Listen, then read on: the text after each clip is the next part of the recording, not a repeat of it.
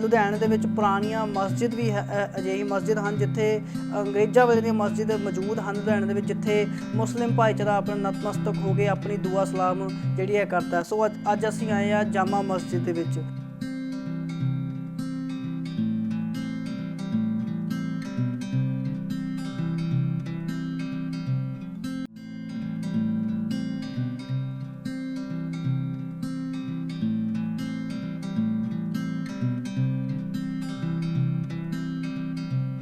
ਤੇ ਖਾਸ ਤੌਰ ਤੇ ਗੱਲ ਕਰਾਂਗੇ ਜਾਮਾ ਮਸਜਿਦ ਬਾਰੇ, ਜਿਹੜੀ ਲੁਧਿਆਣਾ ਦੇ ਫੀਲਡਗੰਜ ਵਿੱਚ ਮੌਜੂਦ ਹੈ।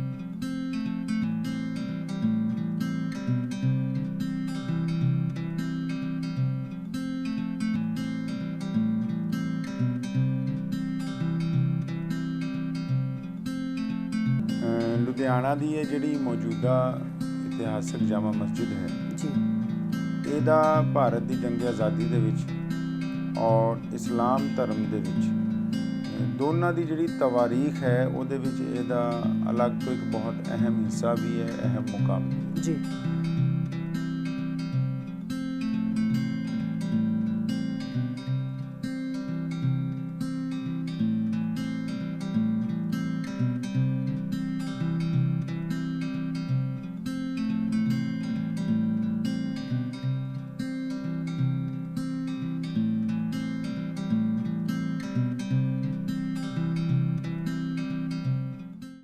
ਲੇਕਿਨ ਜਿਸ ਦੌਰ ਦੇ ਵਿੱਚ ਇਹ ਮਸਜਿਦ ਬਣਾਈ ਗਈ, ਇਹ ਜਿਹੜੀ ਮਸਜਿਦ ਹੈ ਇਹਦੀ ਜਿਹੜੀ ਬਣਤਰ ਹੈ ਜੀ, ਉਹ ਲੁਧਿਆਣੇ ਦੀ ਮਸਜਿਦਾਂ ਦੇ ਵਿੱਚ ਪਰਸ਼ੀਅਨ ਸਟਾਈਲ ਦੀ ਪਹਿਲੀ ਮਸਜਿਦ ਹੈ।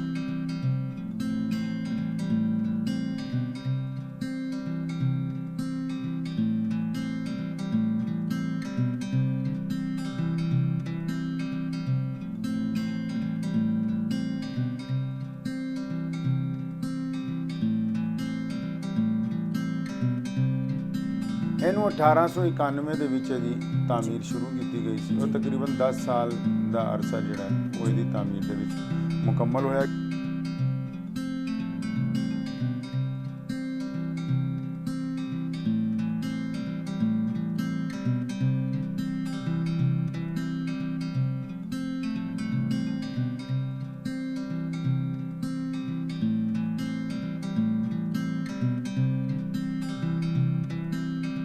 चालीस दिन तू रोज़ाना मेरी मस्जिद च नंगे पैर आके अजान देगा, बांग देगा जी। जिदन 40 दिन पूरे हो जाएंगे फिर मैं तेनों अपना चेला बना लाँगा, फिर आप इमाम बन जाएंगे।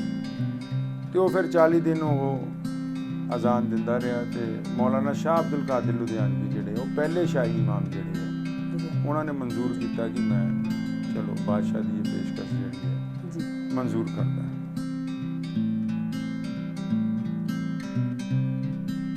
ਇਹ ਗੱਲ ਅੱਗੇ ਤੋੜਦੇ ਤੁਹਾਨੂੰ ਇਹ ਵੀ ਦੱਸ ਦਵਾਂ, ਜਿੱਦਾਂ ਸ਼ਾਹਪੁਰ ਰੋਡ ਹੈ ਸੜਕ ਦਾ, ਸ਼ਾਹਪੁਰ ਰੋਡ ਤਾਂ ਆ ਕਿਉਂਕਿ ਸ਼ਹਿਜ਼ਾਦਾ ਸ਼ਾਹਪੁਰ ਇੱਥੇ ਰਹਿੰਦਾ ਸੀ। ਓਕੇ। ਅਗਲੀ ਸੜਕ ਦਾ ਨਾਮ ਕਾਮਰਾਨ ਰੋਡ ਹੈ। ਕਾਮਰਾਨ ਤਾਂ ਆ ਤਾਂ ਕਿ ਸ਼ਹਿਜ਼ਾਦਾ ਕਾਮਰਾਨ ਦੀ ਕੋਠੀ ਉੱਥੇ ਸੀ ਜੀ। ਪਿੱਛੇ ਕਰੀਮਪੁਰਾ ਬਾਜ਼ਾਰ ਹੈ, ਉਹ ਤਾਂ ਆ ਤਾਂ ਕਿ ਸ਼ਹਿਜ਼ਾਦਾ ਕਰੀਮ ਦਾ ਮਹਿਲ ਜਿਹੜਾ ਸੀ ਉਹ ਉੱਥੇ ਸੀ। ਇਹ ਵੀ ਤੁਹਾਨੂੰ ਨਾਲ ਹਿਸਟੋਰੀਕਲ ਗੱਲ ਦੱਸਦਾ, ਬਹੁਤ ਘੱਟ ਲੋਕਾਂ ਨੂੰ ਪਤਾ ਹੋਊਗਾ। ਕੋਹੇ ਨੂਰ ਜਿਹੜਾ ਹੀਰਾ ਹੈ ਜੀ, ਇਹ ਸ਼ਾਹ ਸ਼ੁਜਾਉਲ ਮੁਲਕ ਦੇ ਕੋਲ ਸੀਗਾ, ਜਿਹੜਾ ਅਫਗਾਨਿਸਤਾਨ ਦਾ ਮਹਾਰਾਜਾ ਰਣਜੀਤ ਸਿੰਘ ਨੂੰ ਉਹਨੇ ਦਿੱਤਾ। ਕਿ ਕਈ ਲੋਕਾਂ ਨੂੰ ਸ਼ਾਇਦ ਐਂ ਲੱਗਦਾ ਕਿ ਵੀ ਨਹੀਂ ਭਗਤ ਸਿੰਘ ਜੀ ਘਰੋਂ ਉੱਠੇ ਬਸ ਫੌਰਨ ਜਜ਼ਬਾ ਪੈਦਾ ਹੋਇਆ ਤੇ ਅੰਗਰੇਜ਼ ਨਾਲ ਟਕਰਾ ਗਏ, ਨਹੀਂ। ਸਰਦਾਰ ਭਗਤ ਸਿੰਘ ਸ਼ਹੀਦ ਦੇ ਦਾਦਾ ਜੀ, ਉਹਨਾਂ ਦੇ ਚਾਚਾ ਜੀ, ਉਹਨਾਂ ਦੇ ਪਿਤਾ ਜੀ ਸਰਦਾਰ ਕਿਸ਼ਨ ਸਿੰਘ ਜੀ ਪਹਿਲਾਂ ਤੋਂ ਹੀ ਅੰਗਰੇਜ਼ ਦੇ ਖਿਲਾਫ ਲੜਾਈ ਲੜ ਰਹੇ ਸੀ। ਖੂਨ ਦੇ ਵਿੱਚ ਉਹ ਚੀਜ਼ ਸੀ। ਹਾਂਜੀ, ਖੂਨ ਦੇ ਵਿੱਚ। ਮੌਲਾਨਾ ਹਬੀਬੁਰ ਰਹਿਮਾਨ ਲੁਧਿਆਣਵੀ ਔਰ ਸਰਦਾਰ ਕਿਸ਼ਨ ਸਿੰਘ ਦੇ ਖਿਲਾਫ ਇਕੱਠੇ ਕਿੰਨੇ ਮੁਕੱਦਮੇ ਲੁਧਿਆਣੇ 'ਚ ਅੰਗਰੇਜ਼ ਦੇ ਖਿਲਾਫ ਹੈ ਜੀ। ਉਸ ਪਰਿਵਾਰ ਦੇ ਨਾਲ ਅਸੀਂ 50 ਸਾਲ ਦੀ ਸਾਂਝ ਪਾਈ ਹੈ।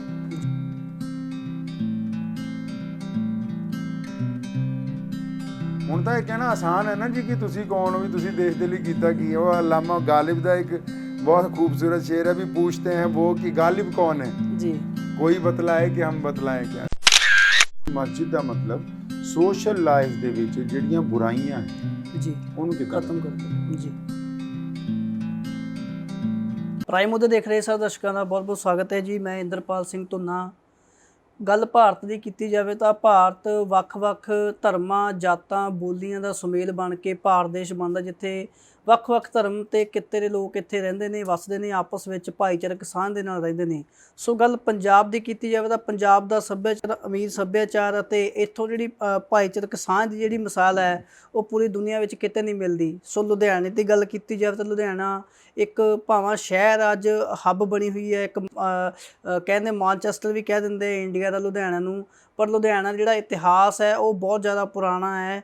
ਲੋਧੀ ਖਾਂ ਜਿਹੜੇ ਬਾਦਸ਼ਾਹ ਸੀਗੇ, ਉਹਨਾਂ ਲੋਧੀ ਦੇ ਨਾਮ 'ਤੇ ਇਹ ਲੁਧਿਆਣਾ ਬਣਿਆ ਸੀ। ਸੋ ਲੁਧਿਆਣਾ ਵੀ ਇੱਕ ਮੈਂ ਕਹਿ ਸਕਦਾ ਵੀ ਵੱਖ-ਵੱਖ ਧਰਮਾਂ ਜਾਤੀਆਂ ਦਾ ਸੁਮੇਲ ਹੈ ਇੱਕ, ਜਿੱਥੇ ਇੱਥੇ ਸਾਡੇ ਪੁਰਾਣੀਆਂ ਚਰਚਾਂ ਹੈਗੀਆਂ ਨੇ, ਜਿੱਥੇ ਈਸਾਈ ਭਾਈਚਾਰਾ ਆਪਣਾ ਨਤਮਸਤਕ ਹੁੰਦਾ ਹੈ, ਪੁਰਾਤਨ ਮੰਦਿਰ ਹੈਗੇ ਨੇ, ਹਿੰਦੂ ਭਾਈਚਾਰਾ ਨਤਮਸਤਕ ਹੁੰਦਾ ਹੈ, ਪੁਰਾਣੇ ਗੁਰਦੁਆਰਾ ਸਾਹਿਬਾਨ ਹੈਗੇ ਨੇ ਜਿੱਥੇ ਸਿੱਖ ਭਾਈਚਾਰਾ ਜਿਹੜਾ ਨਤਮਸਤਕ ਹੁੰਦਾ ਹੈ। ਉੱਥੇ ਲੁਧਿਆਣੇ ਦੇ ਵਿੱਚ ਪੁਰਾਣੀਆਂ ਮਸਜਿਦ ਵੀ ਅਜਿਹੀ ਮਸਜਿਦ ਹਨ ਜਿੱਥੇ ਅੰਗਰੇਜ਼ਾਂ ਵੇਲੇ ਦੀਆਂ ਮਸਜਿਦ ਮੌਜੂਦ ਹਨ ਲੁਧਿਆਣੇ ਦੇ ਵਿੱਚ, ਜਿੱਥੇ ਮੁਸਲਿਮ ਭਾਈਚਾਰਾ ਆਪਣਾ ਨਤਮਸਤਕ ਹੋ ਕੇ ਆਪਣੀ ਦੁਆ ਸਲਾਮ ਜਿਹੜੀ ਹੈ ਕਰਦਾ। ਸੋ ਅੱਜ ਅਸੀਂ ਆਏ ਆ ਜਾਮਾ ਮਸਜਿਦ ਦੇ ਵਿੱਚ। ਸੋ ਇਹ ਬਹੁਤ ਜਿਹੜਾ ਪੁਰਾਣੀ ਜਿਹੜੀ ਮਸਜਿਦ ਹੈਗੀ ਹੈ, ਅਤੇ ਸਾਡੇ ਨਾਲ ਨੇ ਮੁਹੰਮਦ ਉਸਮਾਨ ਰਹਿਮਾਨ ਲੁਧਿਆਣਵੀ, ਜਿਹੜੇ ਨਾਇਬ ਸ਼ਾਹੀ ਇਮਾਮ ਨੇ ਪੰਜਾਬ ਦੇ, ਉਹ ਸਾਡੇ ਨਾਲ ਮੌਜੂਦ ਨੇ। ਉਹਨਾਂ ਨਾਲ ਅਸੀਂ ਗੱਲਬਾਤ ਕਰਾਂਗੇ, ਉਹਨਾਂ ਤੋਂ ਲੁਧਿਆਣੇ ਬਾਰੇ ਥੋੜ੍ਹੀ ਬਹੁਤੀ ਜਾਣਕਾਰੀ ਲਵਾਂਗੇ ਅਤੇ ਖਾਸ ਤੌਰ 'ਤੇ ਗੱਲ ਕਰਾਂਗੇ ਜਾਮਾ ਮਸਜਿਦ ਬਾਰੇ ਜਿਹੜੀ ਲੁਧਿਆਣਾ ਦੇ ਫੀਲਡਗੰਜ ਵਿੱਚ ਮੌਜੂਦ ਹੈ। ਬਹੁਤ ਬਹੁਤ ਸਵਾਗਤ ਹੈ ਜੀ। ਆਦਾਬ ਜੀ। ਜੀ ਮੁਹੰਮਦ ਸਾਹਿਬ, ਪਹਿਲਾ ਸਵਾਲ ਮੈਨੂੰ ਤੁਹਾਨੂੰ ਇਹੀ ਹੈ ਵੀ ਜਿਹੜੀ ਆਪਾਂ ਬੈਠੇ ਹਾਂ ਮਸਜਿਦ, ਜਾਮਾ ਮਸਜਿਦ ਹੈ, ਕਿੰਨੇ ਚਿਰ ਪੁਰਾਣੀ ਹੈ ਇਹ ਅਤੇ ਕਦੋਂ ਦੀ ਮਸਜਿਦ ਬਣੀ ਹੋਈ ਹੈ ਜੀ ਇਹ? ਬਿਸਮਿਲ੍ਲਾਹਿਰ-ਰਹਿਮਾਨਿਰ-ਰਹੀਮ। ਅੱਲਾਹ ਤਾਲਾ ਦੇ ਨਾਮ ਨਾਲ ਸ਼ੁਰੂ ਕਰਦਾ ਹਾਂ ਜੋ ਬੜਾ ਮਿਹਰਬਾਨ ਅਤੇ ਨਿਹਾਇਤ ਹੀ ਰਹਿਮ ਕਰਨ ਵਾਲਾ ਹੈ। ਲੁਧਿਆਣਾ ਦੀ ਇਹ ਜਿਹੜੀ ਮੌਜੂਦਾ ਇਤਿਹਾਸਕ ਜਾਮਾ ਮਸਜਿਦ ਹੈ ਜੀ, ਇਹਦਾ ਭਾਰਤ ਦੀ ਜੰਗ ਆਜ਼ਾਦੀ ਦੇ ਵਿੱਚ ਔਰ ਇਸਲਾਮ ਧਰਮ ਦੇ ਵਿੱਚ ਦੋਨਾਂ ਦੀ ਜਿਹੜੀ ਤਵਾਰੀਖ ਹੈ ਉਹਦੇ ਵਿੱਚ ਇਹਦਾ ਅਲੱਗ ਤੋਂ ਇੱਕ ਬਹੁਤ ਅਹਿਮ ਹਿੱਸਾ ਵੀ ਹੈ, ਅਹਿਮ ਮੁਕਾਮ ਵੀ ਹੈ ਜੀ। ਲੁਧਿਆਣਾ ਦੀ ਇਹ ਜਾਮਾ ਮਸਜਿਦ ਜਿਹੜੀ ਫੀਲਡਗੰਜ ਚੌਂਕ ਵਿੱਚ ਸਥਿਤ ਹੈ, ਇਹ ਦੋ ਵਜੂਹਾਤ ਦੀ ਵਜ੍ਹਾ ਨਾਲ ਜ਼ਿਆਦਾ ਅਹਿਮੀਅਤ ਦੀ ਹਾਮਿਲ ਬਣ ਗਈ ਕਿ ਇੱਕ ਜਿਹੜੇ ਲੋਕਾਂ ਨੇ ਇਹਨੂੰ ਬਣਾਇਆ, ਜਿਸ ਪਰਿਵਾਰ ਨੇ ਜੀ, ਉਹ ਪਰਿਵਾਰ ਮੁੱਢ ਤੋਂ ਹੀ ਦੇਸ਼ ਦੀ ਰੱਖਿਆ ਦੇ ਲਈ ਅੰਗਰੇਜ਼ਾਂ ਦੇ ਨਾਲ ਲੜਦਾ ਆਇਆ ਜੀ, ਔਰ ਉਸ ਪਰਿਵਾਰ ਨੇ ਇਸਲਾਮ ਧਰਮ ਦੇ ਵਿੱਚ ਵੀ ਜਿਹੜੀ ਮੁੱਢਲੀ ਸਿੱਖਿਆਵਾਂ ਨੇ ਉਹਨਾਂ ਨੂੰ ਪੂਰੀ ਦੁਨੀਆ 'ਚ ਫੈਲਾਉਣ ਦੇ ਲਈ ਬਹੁਤ ਹੀ ਖਾਸ ਉਪਰਾਲੇ ਜਿਹੜੇ ਕੀਤੇ ਨੇ। ਲੁਧਿਆਣਾ ਦੇ ਅਗਰ ਇਤਿਹਾਸ ਵੱਲ ਅਸੀਂ ਨਿਗਾਹ ਦੌੜਾਉਂਦੇ ਹਾਂ ਤੇ ਲੁਧਿਆਣਾ ਦੀ ਜਿਹੜੀ ਪਹਿਲੀ ਇਤਿਹਾਸਕ ਮਸਜਿਦ ਹੈ ਜੀ, ਉਹ ਸਨ 1810 ਦੇ ਵਿੱਚ ਘਾਹ ਮੰਡੀ ਚੌਂਕ ਜਿਹੜਾ ਹੈ ਸਾਡਾ, ਉੱਥੇ ਸ਼ਾਹੀ ਮਸਜਿਦ ਜਿਹੜੀ ਹੈ ਲੁਧਿਆਣਾ ਦੀ ਤਾਮੀਰ ਹੋਈ ਜੀ। ਇਹ ਜਿਹੜੀ ਜਾਮਾ ਮਸਜਿਦ ਹੈ ਇਹ 1891 ਦੇ ਵਿੱਚ ਇਸ ਬਾਜ਼ਾਰ ਨੂੰ ਚੂਨਗਰਾਂ ਦਾ ਬਾਜ਼ਾਰ ਪਹਿਲਾਂ ਕਿਹਾ ਜਾਂਦਾ ਸੀ। ਚੂਨਗਰਾਂ ਦਾ? ਹਾਂਜੀ, ਫੀਲਡਗੰਜ ਚੌਂਕ ਦਾ ਜਿਹੜਾ ਪੁਰਾਣਾ ਨਾਮ ਹੈ ਜੀ, ਉਹ ਚੂਨਗਰਾਂ ਦਾ ਬਾਜ਼ਾਰ ਹੈ ਜੀ, ਤੇ ਉਹ ਜਾਮਾ ਮਸਜਿਦ ਚੂਨਗਰਾਂ ਦੇ ਨਾਂ ਤੋਂ ਹੀ ਸਨ 1947 ਤੋਂ ਪਹਿਲਾਂ। ਜੀ। ਲੇਕਿਨ ਜਿਸ ਦੌਰ ਦੇ ਵਿੱਚ ਇਹ ਮਸਜਿਦ ਬਣਾਈ ਗਈ, ਇਹ ਜਿਹੜੀ ਮਸਜਿਦ ਹੈ ਇਹਦੀ ਜਿਹੜੀ ਬਣਤਰ ਹੈ ਜੀ, ਉਹ ਲੁਧਿਆਣੇ ਦੀ ਮਸਜਿਦਾਂ ਦੇ ਵਿੱਚ ਪਰਸ਼ੀਅਨ ਸਟਾਈਲ ਦੀ ਪਹਿਲੀ ਮਸਜਿਦ ਹੈ ਜੀ। ਔਰ ਇਹਦੇ ਬਾਅਦ ਦੁਬਾਰਾ ਇਸ ਸਟਾਈਲ ਦੀ ਕੋਈ ਹੋਰ ਮਸਜਿਦ ਦੁਬਾਰਾ ਬਣੀ ਵੀ ਨਹੀਂ। ਕਿ ਕਿਸ ਤਰ੍ਹਾਂ ਦਾ ਸਟਾਈਲ, ਥੋੜਾ ਕਲੀਅਰ ਕਰੋ। ਮਿਸਾਲ ਦੇ ਤੌਰ ਤੇ ਜਿਹੜੀਆਂ ਤੁਸੀਂ ਅਰਬ ਤੋਂ ਰਿਵਾਜ ਸ਼ੁਰੂ ਹੁੰਦੇ ਹੁੰਦੇ ਜਦ ਪੂਰੀ ਦੁਨੀਆ 'ਚ ਸਟਾਈਲ ਗਿਆ ਮਸਜਿਦਾਂ ਨੂੰ ਬਣਾਉਣ ਦਾ, ਜੀ, ਤੇ ਆਮ ਲੋਕਾਂ ਨੇ ਆਪਣੇ ਆਪਣੇ ਮਸਜਿਦ ਤਾਂ ਇਹ ਹੁੰਦਾ ਕਿ ਵੀ ਅਸੀਂ ਇੱਕ ਐਸਾ ਘਰ ਬਣਾਈਏ ਜਿੱਥੇ ਲੋਕੀ ਜਾ ਕੇ ਨਮਾਜ਼ ਪੜ੍ਹਨ। ਜੀ। ਤੇ ਕੁਝ ਬੜੇ ਇਸਲਾਮੀ ਖਲੀਫਾਵਾਂ ਨੇ ਫਿਰ ਇੱਕ ਮਸਜਿਦਾਂ ਦਾ ਤੈਅ ਕੀਤਾ ਕਿ ਵੀ ਕੁਝ ਮੀਨਾਰ ਬਣਾਏ ਜਾਣ, ਕੁਝ ਗੁੰਬਦ ਬਣਾਏ ਜਾਣ।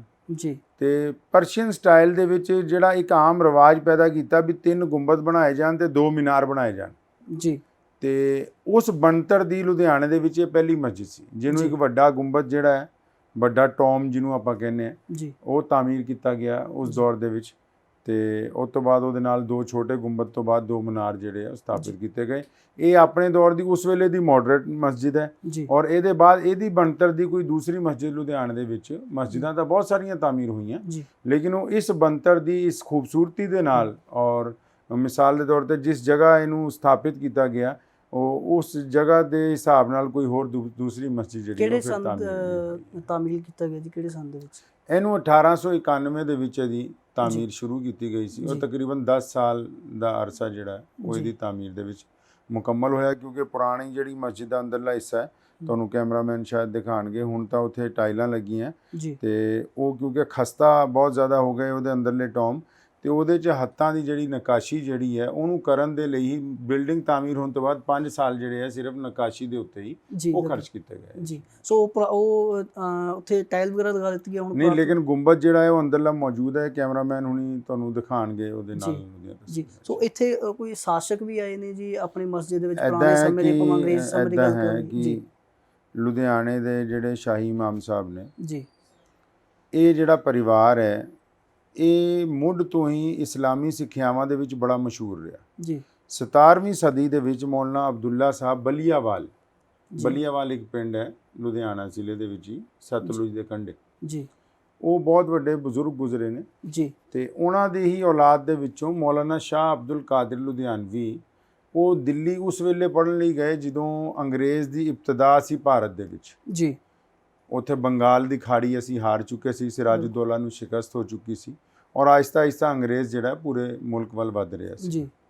ਤੇ ਉਸ ਦੌਰ ਦੇ ਵਿੱਚ ਉਹਨਾਂ ਨੇ ਦਿੱਲੀ ਦੇ ਵਿੱਚ ਸ਼ਾਹ ਵਲੀਉੱਲਾ ਮੁਹੱਦਿਸ ਦੇਹਲਵੀ, ਜਿਹੜੇ ਕਿ ਭਾਰਤ ਦੇ ਵਿੱਚ ਸਹੀ ਮਾਨਾਂ 'ਚ ਇਸਲਾਮ ਦੇ ਪ੍ਰਚਾਰਕ ਸਮਝੇ ਜਾਂਦੇ ਨੇ, ਤੇ ਉਹਨਾਂ ਨੇ ਪਹਿਲੀ ਸਿੱਖਿਆ ਉਹਨਾਂ ਕੋਲ ਪ੍ਰਾਪਤ ਕੀਤੀ 18ਵੀਂ ਸਦੀ ਦੇ ਵਿੱਚ ਜੀ। ਅੱਛਾ, ਉਹਨਾਂ ਦਿਨਾਂ ਦੇ ਵਿੱਚ ਅੰਗਰੇਜ਼ ਨੇ ਪੂਰਾ ਕਬਜ਼ਾ ਭਾਰਤ ਦੇ ਉੱਤੇ ਬਣਾ ਲਿਆ ਜੀ। ਜਦ ਅੰਗਰੇਜ਼ ਨੇ ਪੂਰਾ ਕਬਜ਼ਾ ਬਣਾ ਲਿਆ ਤੇ ਸਾਡੇ ਸਿੱਧੇ ਹੱਥ ਸਿੱਖ ਰਾਜ ਮਹਾਰਾਜਾ ਰਣਜੀਤ ਸਿੰਘ ਦਾ ਸਥਾਪਿਤ ਹੋਇਆ ਸੀ ਜੀ। ਤੇ ਉਹਨਾਂ ਦਿਨਾਂ ਦੇ ਵਿੱਚ ਅਫਗਾਨਿਸਤਾਨ ਦਾ ਜਿਹੜਾ ਬਾਦਸ਼ਾਹ ਸੀਗਾ ਉਹਦਾ ਨਾਮ ਸੀ ਸ਼ਾਹ ਸ਼ੁਜਾਉਲ ਮੁਲਕ ਜੀ। ਸ਼ਾਹ ਸ਼ੁਜਾਉਲ ਮੁਲਕ ਦਾ ਜਿਹੜਾ ਵਜ਼ੀਰ ਸੀ ਉਹਨੇ ਆਪਣੇ ਬਾਦਸ਼ਾਹ ਨੂੰ ਹੀ ਧੋਖਾ ਦੇ ਕੇ ਰਾਜਗੱਦੀ ਤੇ ਕਬਜ਼ਾ ਕਰ ਲਿਆ ਜੀ। ਤੇ ਉਹਨੂੰ ਦੇਸ਼ ਨਿਕਾਲਾ ਦੇ ਬਾਦਸ਼ਾਹ ਜਦੋਂ ਉੱਥੇ ਤੁਰਿਆ, ਕੰਪਨੀ ਸਰਕਾਰ ਨੇ ਉਹਨੂੰ ਹੱਥੀ ਚੱਕ ਲਿਆ ਜੀ ਕਿ ਵੀ ਤੂੰ ਕਿੰਗ ਹੈ। ਤੇ ਉਹ ਲੁਧਿਆਣਾ ਪਹਿਲਾ ਸ਼ਹਿਰ ਸੀਗਾ ਅੰਗਰੇਜ਼ਾਂ ਦੇ ਕੋਲ ਜੀ। ਸਤਲੁਜ ਦੇ ਪੱਲੇ ਪਾਸੇ ਮਹਾਰਾਜਾ ਰਣਜੀਤ ਸਿੰਘ ਦੀ ਸਰਕਾਰ ਸੀ ਜੀ। ਤੇ ਉਸ ਬਾਦਸ਼ਾਹ ਨੂੰ ਲੁਧਿਆਣੇ ਅੰਗਰੇਜ਼ ਨੇ ਠਹਿਰਾਇਆ ਕਿ ਵੀ ਤੂੰ ਸਾਡਾ ਮਹਿਮਾਨ ਹੈ ਜੀ। ਜਦ ਠਹਿਰਾਇਆ ਕਿਉਂਕਿ ਉਹਦੀ ਰਾਜਗੱਦੀ ਚਲੀ ਗਈ ਸੀ ਤੇ ਇਹਨਾਂ ਨੇ ਉਹਨੂੰ ਆਰਡੀਨਰੀ ਤੌਰ ਤੇ ਲੁਧਿਆਣੇ ਦਾ ਸ਼ਾਸਕ ਬਣਾਤਾ ਕਿ ਇਹ ਡੀਸੀ ਨੂੰ ਉਸ ਵੇਲੇ ਪੋਲੀਟੀਕਲ ਅਫਸਰ ਹੁੰਦਾ ਸੀ ਅੰਗਰੇਜ਼ਾਂ ਵੱਲੋਂ ਜੀ। ਡਿਪਟੀ ਕਮਿਸ਼ਨਰ ਦੀ ਪੋਸਟ ਨਹੀਂ ਹੁੰਦੀ ਸੀ ਜੀ। ਪੋਲੀਟੀਕਲ ਅਫਸਰ ਕਹਿੰਦੇ ਸੀ ਵੀ ਜਿਹੜਾ ਕੰਪਨੀ ਗਵਰਨਮੈਂਟ ਵੱਲੋਂ ਜਿਸ ਅੰਗਰੇਜ਼ ਨੂੰ ਹਾਕਮ ਬਣਾਇਆ ਜਾਂਦਾ ਸੀ ਉਹਨੂੰ ਕਹਿੰਦੇ ਸੀ ਇਹ ਪੋਲੀਟੀਕਲ ਅਫਸਰ ਹੈ ਜੀ। ਤੇ ਪੋਲੀਟੀਕਲ ਅਫਸਰ ਨੂੰ ਆਰਡਰ ਆ ਗਿਆ ਕਿ ਵੀ ਇਹ ਬਾਦਸ਼ਾਹ ਦਾ ਸਨਮਾਨ ਪੂਰਾ ਕਰਨਾ ਜੀ। ਔਰ ਲੁਧਿਆਣੇ ਇੱਕ ਪੈਲਸ ਜਿਹੜਾ ਹੈ ਆਪਣੇ ਘੰਟਾ ਘਰ ਚੌਂਕ 'ਚ, ਜਿੱਥੇ ਹੁਣ ਟੈਲੀਫੋਨ ਦੀ ਐਕਸਚੇਂਜ ਬਣੀ ਹੋਈ ਹੈ, ਮਾਤਾ ਰਾਣੀ ਐਕਸਚੇਂਜ ਜਿਹਨੂੰ ਕਹਿੰਦੇ ਆਪਾਂ, ਉਹ ਪੈਲਸ ਦੇ ਵਿੱਚ ਬਾਦਸ਼ਾਹ ਠਹਿਰਿਆ ਤੇ ਉਹ 1-2 ਦਿਨ ਲਈ ਨਹੀਂ ਠਹਿਰਿਆ, 20 ਸਾਲ ਦੇ ਲਈ। ਅੱਛਾ ਜੀ। ਤੇ ਅੰਗਰੇਜ਼ ਨੇ ਉਹਨੂੰ ਆਰਡੀਨਰੀ ਇੱਥੇ ਦਾ ਸ਼ਾਸਕ ਵੀ ਬਣਾਤਾ ਜੀ। ਹੁਣ ਜਦੋਂ ਉਹ ਠਹਿਰਿਆ ਇੱਥੇ ਤੇ ਉਹਦਾ ਇੱਕ ਭਰਾ ਸੀ, ਉਹਦਾ ਛੋਟਾ, ਉਹਦਾ ਨਾਂ ਸੀ ਸ਼ਾਹ ਜ਼ਮਾਨ ਜੀ। ਦੋਨੋਂ ਬਾਦਸ਼ਾਹ ਭਰਾ ਸੀ ਤੇ ਉਹ ਛੋਟੇ ਵਾਲੇ ਨੂੰ ਅੰਨਾ ਕਰਤਾ ਸੀਗਾ ਉੱਥੇ ਲੜਾਈ 'ਚ ਦੁਸ਼ਮਣ ਨੂੰ। ਉਹ ਦੋਨੋਂ ਜਦ ਇੱਥੇ ਠਹਿਰੇ ਤੇ ਉਸ ਵੇਲੇ ਸ਼ਹਿਰ ਜਿਹੜਾ ਸੀਗਾ ਉਦੋਂ ਵੀ ਅਫਗਾਨਾਂ ਦੇ ਕੋਲ ਹੀ ਸੀ ਪਹਿਲਾਂ। ਇੱਥੇ ਬਣਤਰ ਜਿਹੜੀ ਸੀ ਅਫਗਾਨਾਂ ਦੀ ਸੀ ਜੀ, ਲੋਧੀ ਖਾਨਦਾਨ ਦੀ ਵਜ੍ਹਾ ਨਾਲ। ਤੇ ਉਹਨੇ ਪਤਾ ਕੀਤਾ ਵੀ ਕੋਈ ਐਸਾ ਮਸ਼ਹੂਰ ਇੱਥੇ ਸੰਤ, ਕੋਈ ਮੁਸਲਮਾਨ ਬਜ਼ੁਰਗ, ਕੋਈ ਪੀਰ ਵਲੀ ਹੋਵੇ ਵੀ ਜਿਹਦੇ ਕੋਲ ਜਾ ਕੇ ਅਸੀਂ ਦੁਆ ਕਰਾਈਏ ਜੀ। ਤੇ ਉਹਨੂੰ ਲੋਕਾਂ ਨੇ ਸਲਾਹ ਦਿੱਤੀ ਕਿ ਬਲੀਆਵਾਲ ਦੇ ਵਿੱਚ ਮੌਲਾਨਾ ਸ਼ਾਹ ਅਬਦੁਲ ਕਾਦਰ ਲੁਧਿਆਣਵੀ ਜਿਹੜੇ ਹੈ, ਉਹਨਾਂ ਦੇ ਕੋਲ ਪੂਰੇ ਪੰਜਾਬ ਤੋਂ ਲੋਕੀ ਦੁਆ ਕਰਾਉਣ ਲਈ ਆਉਂਦੇ ਆ ਵੀ ਉਹ ਇੱਕ ਐਸੇ ਬੰਦੇ ਨੇ ਕਿ ਤੁਸੀਂ ਉਹਨਾਂ ਨਾਲ ਸੰਪਰਕ ਕਰੋ। ਤੇ ਬਲੀਆਵਾਲ ਲੁਧਿਆਣੇ ਤੋਂ ਤਕਰੀਬਨ 20 ਕਿਲੋਮੀਟਰ ਹੈ ਜੀ। ਆਪਣੇ ਜਿਹੜਾ ਸੜਕ ਜਾਂਦੀ ਹੈ ਤੁਹਾਡੀ ਰਾਹੋਂ ਰੋਡ ਮੱਤੇ ਵਾਲੇ ਨੂੰ, ਉਹਦੇ ਤੋਂ ਅੱਗੇ ਜਾ ਕੇ ਪਿੰਡ ਹੈ ਬਲੀਆਵਾਲ। ਤੇ ਉਹ ਬਾਦਸ਼ਾਹ ਨੂੰ ਪਤਾ ਲੱਗਿਆ, ਉਹ ਬਲੀਆਵਾਲ ਪਹੁੰਚ ਗਿਆ, ਜਾ ਕੇ ਮਿਲਿਆ, ਦੱਸੀ ਆਪਣੀ ਦਾਸਤਾਨ ਵੀ ਇੱਦਾਂ ਇੱਦਾਂ ਸਾਡੇ ਨਾਲ ਧੋਖਾ ਹੋ ਗਿਆ। ਉਹਨਾਂ ਨੇ ਦੁਆ ਕੀਤੀ ਤੇ ਬਾਦਸ਼ਾਹ ਉਹਨਾਂ ਕੋਲ ਹਰ ਹਫਤੇ ਜਾਣ ਲੱਗ ਪਿਆ ਜੀ। ਤੇ ਬਾਦਸ਼ਾਹ ਜਦੋਂ ਹਰ ਹਫਤੇ ਜਾਂਦਾ ਸੀ, ਕਿਉਂਕਿ ਪਿੰਡ ਅੱਜ ਵੀ ਅਗਰ ਆਪਾਂ ਦੇਖੀਏ ਤੇ ਵੀ ਪਿੰਡਾਂ ਦਾ ਜਿਹੜਾ ਲਿੰਕ ਹੈ ਉਹ ਦਿਮਾਗੀ ਤੌਰ ਤੇ ਹੁੰਦਾ ਵੀ ਦੂਰ ਹੈ ਹਾਈਵੇ ਤੋਂ ਜੀ। ਔਰ ਬਲੀਆਵਾਲ ਤਾਂ ਹਾਈਵੇ ਤੋਂ ਬਿਲਕੁਲ ਹੀ ਅੰਦਰ ਹੈ, ਦਰਿਆਏ ਸਤਲੁਜ ਦੇ ਕੰਢੇ ਜੀ। ਉਹ ਸਾਲ ਕੇ ਜਾਂਦਾ ਰਿਹਾ ਤੇ ਬਾਦਸ਼ਾਹ ਨੇ ਜਾ ਕੇ ਫਿਰ ਮਿਹਨਤ ਕਰਨੀ ਸ਼ੁਰੂ ਕੀਤੀ ਕਿ ਜਨਾਬ ਮੈਂ ਤਾਂ ਆਨਾ ਹੀ ਆਨਾ, ਲੇਕਿਨ ਇੰਨੇ ਦੂਰੋਂ ਦੂਰੋਂ ਜਿਹੜੇ ਗਰੀਬ ਲੋਕ ਵੀ ਆਉਂਦੇ ਆ, ਉਹ ਵੀ ਬਹੁਤ ਪੈਦਲ ਧੱਕੇ ਖਾ ਕੇ ਪਹੁੰਚਦੇ ਆ ਤੁਹਾਡੇ ਇੱਥੇ ਜੀ। ਤੇ ਤੁਸੀਂ ਲੁਧਿਆਣਾ ਹੀ ਆ ਜਾਓ ਜੀ। ਤੇ ਕਿਉਂਕਿ ਲੁਧਿਆਣਾ ਸ਼ੇਰ ਸ਼ਾਹ ਸੂਰੀ ਸੜਕ ਦੇ ਉੱਪਰ ਹੈ ਜੀ, ਤੇ ਲੋਕਾਂ ਨੂੰ ਸੌਖ ਹੋ ਜੂਗੀ ਵੀ ਤੁਹਾਡੇ ਨਾਲ ਮਿਲ ਜੀ। ਤੇ ਉਹਨਾਂ ਨੇ ਸੋਚ ਵਿਚਾਰ ਤੋਂ ਬਾਅਦ ਬਾਦਸ਼ਾਹ ਦੀ ਇਹ ਗੱਲ ਮੰਨ ਲਈ ਕਿ ਚਲੋ ਮੈਂ ਲੁਧਿਆਣੇ ਆ ਜਾਵਾਂ। ਤੇ ਲੁਧਿਆਣੇ ਬਾਦਸ਼ਾਹ ਨੇ ਪੇਸ਼ਕਸ਼ ਕੀਤੀ ਕਿ ਵੀ ਮੈਂ ਤੁਹਾਡੇ ਲਈ ਪ੍ਰਬੰਧ ਕਰਾਂ। ਉਹਨਾਂ ਨੇ ਕਿਹਾ ਨਹੀਂ, ਤੇ ਮੈਂ ਚਾਹੁੰਦਾ ਕਿ ਵੀ ਲੁਧਿਆਣੇ ਆਪਣੇ ਹੀ ਪੈਸਿਆਂ ਦੇ ਨਾਲ ਜਗ੍ਹਾ ਖਰੀਦਾਂ। ਤੇ ਉਹਨਾਂ ਨੇ ਲੁਧਿਆਣਾ ਆ ਗਏ ਉੱਥੋਂ ਦੀ ਵਾਪਸ ਜੀ ਤੇ ਆਪਣੇ ਪੈਸੇ ਖਰਚ ਕਰਕੇ ਇੱਕ ਕੱਚੀ ਮਸਜਿਦ ਔਰ ਆਪਣਾ ਘਰ ਜਿਹੜਾ ਹੈ ਉਹ ਬਣਾਇਆ। 2 ਮੰਜ਼ਲੀ ਨਾਮ ਦਿਓ ਉਹ ਮਸਜਿਦ ਜਿਹੜੀ ਹੈ ਜੀ ਜਾਣੀ ਜਾਂਦੀ ਰਹੀ। ਉਹ ਫਿਰ ਬਾਦਸ਼ਾਹ ਜਿਹੜਾ ਆ ਉਹ ਫਿਰ ਮਿਹਨਤ ਕਰਨ ਲੱਗ ਪਿਆ ਕਿ ਜਨਾਬ ਤੁਸੀਂ ਮੇਰੇ ਇਮਾਮ ਬਣ ਜਾਓ। ਜੀ ਤੇ ਉਹਨਾਂ ਨੇ ਕਿਹਾ ਇਹ ਮੁਮਕਿਨ ਨਹੀਂ ਜੀ ਕਿ ਮੈਂ ਤੈਨੂੰ ਬੈਤ ਨਹੀਂ ਕਰ ਸਕਦਾ, ਮਤਲਬ ਆਪਣਾ ਚੇਲਾ ਨਹੀਂ ਬਣਾ ਸਕਦਾ, ਔਰ ਮੈਂ ਤੇਰਾ ਇਮਾਮ ਨਹੀਂ ਬਣ ਸਕਦਾ, ਵੀ ਤੂੰ ਬਾਦਸ਼ਾਹ ਆਦਮੀ, ਅਸੀਂ ਜੀ ਬਿਲਕੁਲ ਮਜ਼ਹਬੀ ਫਕੀਰ ਲੋਕ ਆ। ਲੇਕਿਨ ਉਹ ਬਾਦਸ਼ਾਹ ਦਾ ਜਿਹੜਾ ਛੋਟਾ ਭਰਾ ਸੀ ਸ਼ਾਹ ਜ਼ਮਾਨ, ਉਹ ਬਹੁਤ ਧਾਰਮਿਕ ਸੀਗਾ। ਉਹਨੇ ਬੜਾ ਪਿਆਰ ਪਾ ਲਿਆ ਮੌਲਾਨਾ ਸ਼ਾਹ ਅਬਦੁਲ ਕਾਦਰ ਨਾਲ। ਉਹਨੇ ਬੜੀ ਮਿਹਨਤ ਕੀਤੀ ਤੇ ਉਹਨਾਂ ਨੇ ਫਿਰ ਸ਼ਰਤ ਰੱਖੀ। ਉਹ ਕਹਿੰਦੇ ਵੀ ਇੱਦਾਂ ਹੈ ਕਿ 40 ਦਿਨ ਤੂੰ ਰੋਜ਼ਾਨਾ ਮੇਰੀ ਮਸਜਿਦ 'ਚ ਨੰਗੇ ਪੈਰ ਆ ਕੇ ਅਜ਼ਾਨ ਦੇਂਗਾ, ਬਾਂਗ ਦੇਂਗਾ। ਜੀ ਜਿੱਦਣ 40 ਦਿਨ ਪੂਰੇ ਹੋ ਜਾਣਗੇ ਫਿਰ ਮੈਂ ਤੈਨੂੰ ਆਪਣਾ ਚੇਲਾ ਬਣਾ ਲਾਂਗਾ, ਫਿਰ ਆਪਾਂ ਇਮਾਮ ਬਣ ਜਾਾਂਗੇ। ਤੇ ਉਹ ਫਿਰ 40 ਦਿਨ ਉਹ ਅਜ਼ਾਨ ਦਿੰਦਾ ਰਿਹਾ। ਤੇ ਮੌਲਾਨਾ ਸ਼ਾਹ ਅਬਦੁਲ ਕਾਦਰ ਲੁਧਿਆਣਵੀ ਜਿਹੜੇ ਉਹ ਪਹਿਲੇ ਸ਼ਾਹੀ ਇਮਾਮ ਜਿਹੜੇ ਹੈ ਉਹਨਾਂ ਨੇ ਮਨਜ਼ੂਰ ਕੀਤਾ ਕਿ ਮੈਂ ਚਲੋ ਬਾਦਸ਼ਾਹ ਦੀ ਇਹ ਪੇਸ਼ਕਸ਼ ਜਿਹੜੀ ਹੈ ਜੀ ਮਨਜ਼ੂਰ ਕਰਦਾ। ਤੇ ਜਦੋਂ ਸ਼ਾਹੀ ਇਮਾਮ ਬਣ ਗਏ, ਉੱਥੇ ਪੈਲੇਸ 'ਚ ਦਰਬਾਰ ਲੱਗਦਾ ਸੀਗਾ ਰੋਜ਼ਾਨਾ। ਜੀ ਡਿਪਟੀ ਕਮਿਸ਼ਨਰ ਨੂੰ ਕੰਪਨੀ ਸਰਕਾਰ ਵੱਲੋਂ ਆਰਡਰ ਸੀ ਵੀ ਜਿੱਦਾਂ ਬਾਦਸ਼ਾਹ ਦਾ ਦਰਬਾਰ ਲੱਗਦਾ ਰੋਜ਼ ਲੱਗੇ, ਤਾਂ ਕਿ ਅਫਗਾਨਿਸਤਾਨ 'ਚ ਜਿਹੜੀ ਉੱਥੇ ਦੀ ਮੌਜੂਦਾ ਸਰਕਾਰ ਹੈ ਉਹਦੇ ਜਿਹੜੇ ਬਾਗੀ ਨੇ ਤੇ ਇਹਨਾਂ ਦੇ ਹਾਮੀ ਜਿਹੜੇ ਰੋਜ਼ਾਨਾ ਉਹਨਾਂ ਦੀ ਡਾਕ ਆਂਦੀ ਹੈ ਜਾਂ ਉੱਥੇ ਦੇ ਮਾਮਲਾਤ ਹੈ, ਉਹ ਜਦੋਂ ਆਉਣ ਦੇ ਉਹਨਾਂ ਨੂੰ ਪਤਾ ਹੋਵੇ ਵੀ ਬਾਦਸ਼ਾਹ ਜੇ ਵੀ ਬਾਦਸ਼ਾਹ ਹੀ ਹੈ। ਸਹੀ ਹੈ। तो दरबार रोज़ लगता सी। ते तुसी पंजाब बुक रिव्यू पढ़ेंगे, सर अलेक्जेंडर ने भी लिखा। ते बादशाह दियां जिहड़ियां बेटियां सीगियां, ये गल अगे तोड़ते तोड़ते तुहानूं ये भी दस देवां, जिद्दां शाहपुर रोड है सड़क दा नाम। हाँ जी, शाहपुर रोड तां आ क्योंकि शहजादा शाहपुर इत्थे रहिंदा सी। ओके। अगली सड़क का नाम कामरान रोड है। कामरान तां है ताकि शहजादा कामरान की कोठी उत्थे सी जी। पिछे करीमपुरा बाज़ार है, वो तां है ताकि शहजादा करीम दा महल जिहड़ा सी वो उत्थे सी जी। इदां ही मौजपुरा बाज़ार है तो शहजादा मुजीब, 4 बेटे उस बादशाह दे सी। तो चारों क्योंकि तुहानूं बादशाहां दे अज भी बड़े बड़े लोगों के रिवाज है भी औलाद जिहड़ी है वो ब्याह तो पहले ही अलग रहिंदी है ताकि उन्हां दी तरबियत जिहड़ी है उस हिसाब नाल होवे। ते ओह बादशाह दी किसी बेटी ने चिट्ठी लिखी ਤੇ ਸ਼ਾਹ ਇਮਾਮ ਸਾਹਿਬ ਨੂੰ ਭੇਜਤੀ, ਮੌਲਾਨਾ ਅਬਦੁਲ ਕਾਦਰ ਸਾਹਿਬ ਲੁਧਿਆਣਵੀ। ਉਹਨੇ ਚਿੱਠੀ 'ਚ ਲਿਖਿਆ ਹੈ ਕਿ ਵੀ ਸਾਡਾ ਬਾਪ ਜਿਹੜਾ ਹੈ ਆਪਣੀ ਅਣਖ ਦੀ ਵਜ੍ਹਾ ਨਾਲ ਜੀ ਸਾਡੀਆਂ ਸ਼ਾਦੀਆਂ ਨਹੀਂ ਕਰਦਾ। ਜਦ ਕਿ ਅਫਗਾਨਿਸਤਾਨ ਤੋਂ ਜਦੋਂ ਪੂਰਾ ਪਰਿਵਾਰ ਆਇਆ ਤੇ ਉਹਦੇ ਨਾਲ ਬੜੇ ਬੜੇ ਜਰਨੈਲ, ਉਹਨਾਂ ਦੇ ਬੜੇ ਬੜੇ ਸਰਦਾਰ, ਬਾਦਸ਼ਾਹ ਇਕੱਲਾ ਤਾਂ ਨਹੀਂ ਤੁਰਦਾ ਨਾ। ਤੇ ਲੁਧਿਆਣੇ 'ਚ ਉਹਨਾਂ ਦੇ ਨਾਲ 5000 ਬੰਦੇ ਆਏ ਸੀ ਜੀ। ਤੇ ਉਹਨਾਂ ਨੇ ਜਦ ਚਿੱਠੀ ਪੜ੍ਹੀ ਉਹ ਦਰਬਾਰ 'ਚ ਪਹੁੰਚ ਗਏ ਬਾਦਸ਼ਾਹ ਦੇ। ਅੱਛਾ, ਦਰਬਾਰ ਲੱਗਿਆ ਹੋਇਆ ਸੀ, ਅੰਗਰੇਜ਼ ਅਫਸਰ ਵੀ ਬੈਠੇ ਹੋਏ ਸੀ। ਤੇ ਬਾਦਸ਼ਾਹ ਨੇ ਜਦ ਦੇਖਿਆ ਵੀ ਮੌਲਾਨਾ ਸ਼ਾਹ ਅਬਦੁਲ ਕਾਦਰ ਲੁਧਿਆਣਵੀ ਆਏ ਹੈ ਤੇ ਉੱਠ ਕੇ ਸਤਿਕਾਰ ਕੀਤਾ, ਬਿਠਾਇਆ ਆਪਣੇ ਕੋਲ ਤੇ ਬੈਠੇ ਨਹੀਂ। ਫਰਮਾਇਆ ਮੈਂ ਤਾਂ ਆਇਆ, ਮੈਨੂੰ ਪਤਾ ਲੱਗਿਆ ਵੀ ਤੂੰ ਆਪਣੀ ਕੁੜੀਆਂ ਦਾ ਵਿਆਹ ਨਹੀਂ ਕਰਦਾ ਜੀ, ਵੀ ਇਹ ਤਾਂ ਪਾਪ ਹੈ, ਇਹ ਹੋਣਾ ਚਾਹੀਦਾ ਟਾਈਮ ਤੇ, ਇਹ ਇਨਸਾਨੀ ਜ਼ਰੂਰਤ ਹੈ। ਬਾ ਇੰਨੀ ਗੱਲ ਸੁਣਨੀ ਸੀ ਕਿਉਂਕਿ ਜਿਹੜੇ ਬਾਦਸ਼ਾਹ ਹੁੰਦੇ ਉਹ ਬਾਦਸ਼ਾਹ ਹੀ ਹੁੰਦੇ ਨੇ।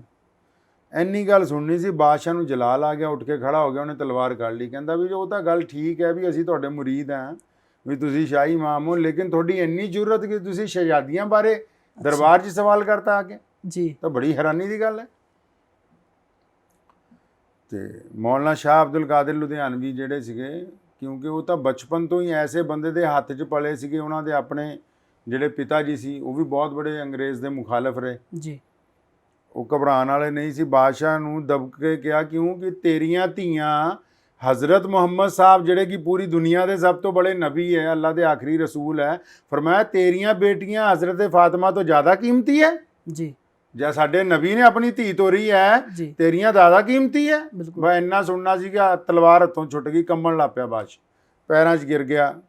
ਸ਼ਾਹੀ ਇਮਾਮ ਸਾਹਿਬ ਦੇ ਮੌਲਾਨਾ ਅਬਦੁਲ ਕਾਦਰ ਸਾਹਿਬ ਲੁਧਿਆਣਵੀ ਰਹਿਮਤੁल्लाह अलैह ਦੇ ਫਰਮਾਨ ਲਗਾ, ਪੀਰ ਜੀ ਗਲਤੀ ਹੋ ਗਈ, ਵੀ ਮੈਨੂੰ ਨਜਾਇਜ਼ ਗੁੱਸਾ ਆ ਗਿਆ ਤੁਹਾਡੇ ਤੇ, ਵੀ ਤੁਸੀਂ ਤਾਂ ਮੈਨੂੰ ਸਹੀ ਟੋਕਿਆ ਜੀ। ਔਰ ਉਸ ਦੌਰ 'ਚ WhatsApp Facebook ਨਹੀਂ ਹੁੰਦੇ ਸੀ। ਉਹਦੇ ਬਾਵਜੂਦ ਆਹ ਜਿਹੜਾ ਕਿੱਸਾ ਹੈ ਇਹਨੂੰ ਉਸ ਦੌਰ ਦੇ ਸਾਰੇ ਇਤਿਹਾਸਕਾਰਾਂ ਨੇ ਲਿਖਿਆ ਔਰ ਇੱਕ ਹਫ਼ਤੇ 'ਚ ਪੂਰੇ ਭਾਰਤ ਦੇ ਜਿੰਨੇ ਨਵਾਬ ਰਾਜੇ ਰਜਵਾੜੇ ਜਿੰਨੇ ਬੜੇ ਬੜੇ ਸਰਦਾਰ ਸੀ, ਸਾਰਿਆਂ ਦੇ ਮਹਿਲਾਂ 'ਚ ਖਬਰ ਪਹੁੰਚ ਗਈ ਵੀ ਲੁਧਿਆਣੇ ਇੱਕ ਸ਼ਾਹੀ ਇਮਾਮ ਹੈਗਾ ਜਿਹਨੇ ਬਾਦਸ਼ਾਹ ਨੂੰ ਭਰੇ ਦਰਬਾਰ 'ਚ ਟੋਕਿਆ ਵੀ ਤੂੰ ਆਪਣੀ। ਔਰ ਇਹ ਸਿਰਫ ਲੁਧਿਆਣੇ ਦੇ ਬਾਦਸ਼ਾਹ ਦਾ ਕਿੱਸਾ ਨਹੀਂ ਸੀ ਜੀ, ਹਰੇਕ ਰਾਜੇ ਮਹਾਰਾਜੇ ਦਾ, ਹਰੇਕ ਨਵਾਬਾਂ ਦਾ ਇਹੋ ਕੰਮ ਸੀ। ਉਹ ਸੋਚਦੇ ਸੀ ਵੀ ਧੀ ਦਈਏ ਤੇ ਦਈਏ ਕਿਹਨੂੰ ਆਪਣੇ ਬਰਾਬਰ ਬਿਠਾਈਏ। ਬਿਲਕੁਲ ਅਣਖ ਸੀਗੀ ਇੱਕ ਹਿਸਾਬ ਦੀ। ਅੰਗਰੇਜ਼ ਗਵਰਨਰ ਨੇ ਉਸ ਵੇਲੇ ਦੇ ਲਿਖਿਆ ਆਪਣੀ ਪੰਜਾਬ ਬੁੱਕ ਰਿਵਿਊ, ਕਦੀ ਤੁਸੀਂ ਪੜ੍ਹੋਗੇ, ਚੰਡੀਗੜ੍ਹ ਹਜੇ ਵੀ ਉਹ ਪਈ ਹੈ ਉਹ, ਕਿ ਵੀ ਇਹ ਐਸਾ ਕਿੱਸਾ ਹੈ ਵੀ ਜਿਹਨੇ ਮੌਲਵੀ ਦੀ ਸ਼ੋਹਰਤ ਜਿਹੜੀ ਹੈ ਭਾਰਤ ਦੇ ਹਰੇਕ ਘਰਾਣੇ ਤੱਕ ਪਹੁੰਚਾਤੀ, ਵੀ ਐਸਾ ਬੰਦਾ ਦਰਬਾਰ 'ਚ ਹੀ ਆ ਗਿਆ ਜੀ। ਤੇ ਫਿਰ ਬਾਦਸ਼ਾਹ ਨੇ ਕਹਿਣਾ ਮੰਨਿਆ, ਰਿਸ਼ਤੇਦਾਰਾਂ ਨਾਲ ਗੱਲ ਕੀਤੀਆਂ, ਹੋਰ ਸ਼ਹਿਜ਼ਾਦੇ ਬਹੁਤ ਸੀਗੇ ਸ਼ਹਿਰ 'ਚ, ਸ਼ਹਿਜ਼ਾਦੀਆਂ ਸੀ ਜਿਨ੍ਹਾਂ ਦੇ ਨਿਕਾਹ ਨਹੀਂ ਹੁੰਦੇ ਸੀ, ਉਹ ਸਾਰੇ ਹੀ ਉਸੇ ਹਫਤੇ ਸਾਰਿਆਂ ਦੇ ਨਿਕਾਹ ਜਿਹੜੇ ਹੈ ਉਹ ਕਰ ਦਿੱਤੇ ਗਏ। ਤਕਰੀਬਨ ਸਨ 1820 ਜਾਂ 25 ਦੇ ਦਰਮਿਆਨ ਇਹ ਜਿਹੜਾ ਅਫਗਾਨਿਸਤਾਨ ਦਾ ਬਾਦਸ਼ਾਹ ਸੀਗਾ, ਇਹ ਵਾਪਸ, ਇਹ ਵੀ ਤੁਹਾਨੂੰ ਨਾਲ ਹਿਸਟੋਰੀਕਲ ਗੱਲ ਦੱਸਦਾ, ਬਹੁਤ ਘੱਟ ਲੋਕਾਂ ਨੂੰ ਪਤਾ ਹੋਊਗਾ, ਕੋਹੇ ਨੂਰ ਜਿਹੜਾ ਹੀਰਾ ਹੈ ਜੀ, ਇਹ ਸ਼ਾਹ ਸ਼ੁਜਾਉਲ ਮੁਲਕ ਦੇ ਕੋਲ ਸੀਗਾ, ਜਿਹੜਾ ਅਫਗਾਨਿਸਤਾਨ ਦਾ ਕਿੰਗ ਸੀ। ਮਹਾਰਾਜਾ ਰਣਜੀਤ ਸਿੰਘ ਨੂੰ ਉਹਨੇ ਦਿੱਤਾ ਜੀ। ਮਹਾਰਾਜਾ ਰਣਜੀਤ ਸਿੰਘ ਤੇ ਸ਼ਾਹ ਸ਼ੁਜਾਉਲ ਆਪਸ 'ਚ ਦੋਸਤ ਸੀ ਜੀ। ਉਹਨੇ ਮਹਾਰਾਜ ਸਾਹਿਬ ਨਾਲ ਗੱਲ ਕੀਤੀ ਕਿ ਜੇ ਤੁਸੀਂ ਮੇਰੀ ਮਦਦ ਕਰੋ ਜੀ, ਆਪਣੀ ਫੌਜ ਮੈਨੂੰ ਦਿਓ, ਵੀ ਮੈਂ ਹਾਰ ਗਿਆ ਅਫਗਾਨਿਸਤਾਨ ਤੇ ਮੈਂ ਤੁਹਾਡੀ ਫੌਜ ਹੋਊਗੀ ਤੇ ਮੈਂ ਨਾਲ ਹੋਊਂਗਾ ਤੇ ਅਸੀਂ ਜਾ ਕੇ ਕਾਬਲ ਤੇ ਕਬਜ਼ਾ ਕਰ ਲਵਾਂਗੇ। ਤੇ ਮਹਾਰਾਜ ਸਾਹਿਬ ਮੰਨ ਗਏ। ਤੁਸੀਂ ਇਤਿਹਾਸ ਪੜ੍ਹੋਗੇ ਤੇ ਉਹਨਾਂ ਨੇ ਆਪਣੀ ਫੌਜ ਦਿੱਤੀ ਇਹਦੇ ਨਾਲ ਮਦਦ ਕਰਨ ਲਈ, ਤੇ ਬਾਦਸ਼ਾਹ ਨੇ ਜਾ ਕੇ ਹਮਲਾ ਕੀਤਾ ਤੇ ਵਾਪਸ ਅਫਗਾਨਿਸਤਾਨ ਦਾ ਕਿੰਗ ਜਿਹੜਾ ਜੀ ਉਹ ਬਣ ਗਿਆ। ਉਹਦੇ ਜਾਣ ਤੋਂ ਬਾਅਦ ਅੰਗਰੇਜ਼ਾਂ ਨੇ ਹਜ਼ਰਤ ਮੌਲਾਨਾ ਸ਼ਾਹ ਅਬਦੁਲ ਕਾਦਰ ਸਾਹਿਬ ਲੁਧਿਆਣਵੀ, ਕਿਉਂਕਿ ਅੰਗਰੇਜ਼ਾਂ ਦੇ ਸ਼ੁਰੂ ਤੋਂ ਮੁਖਾਲਫ ਸੀ, ਬਾਦਸ਼ਾਹ ਦੀ ਮੌਜੂਦਗੀ ਦੇ ਵਿੱਚ ਵੀ ਬਰਦਾਸ਼ਤ ਨਹੀਂ ਕਰਦੇ ਸੀਗੇ ਵੀ ਅੰਗਰੇਜ਼ ਨਾਲ ਬੈਠਣ ਜੀ। ਉਹਨਾਂ ਨੇ ਆਹਿਸਤਾ ਆਹਿਸਤਾ ਲੋਕਾਂ ਨੂੰ ਸਮਝਾਉਣਾ ਸ਼ੁਰੂ ਕੀਤਾ ਕਿ ਦੇਖੋ ਆ ਜਿਹੜੇ ਅੰਗਰੇਜ਼ਾਂ ਦਾ ਸਿਸਟਮ ਹੈ, ਆਪਾਂ ਇਹਦੀ ਮੁਖਾਲਫਤ ਕਰਨੀ। ਅੰਗਰੇਜ਼ਾਂ ਨੂੰ ਪਤਾ ਲੱਗ ਗਿਆ। ਉਹਨਾਂ ਨੇ ਜਿਹੜਾ ਗਵਰਨਰ ਸੀਗਾ ਉਹਨੂੰ ਭੇਜਿਆ ਸ਼ਾਹ ਜੀ ਕੋਲ ਕਿ ਜਨਾਬ ਇੱਦਾਂ ਅਸੀਂ ਤੁਹਾਨੂੰ ਪੰਜਾਬ ਦਾ ਕਾਜ਼ੀ ਬਣਾਉਣਾ ਚਾਹੁੰਦੇ ਜੀ।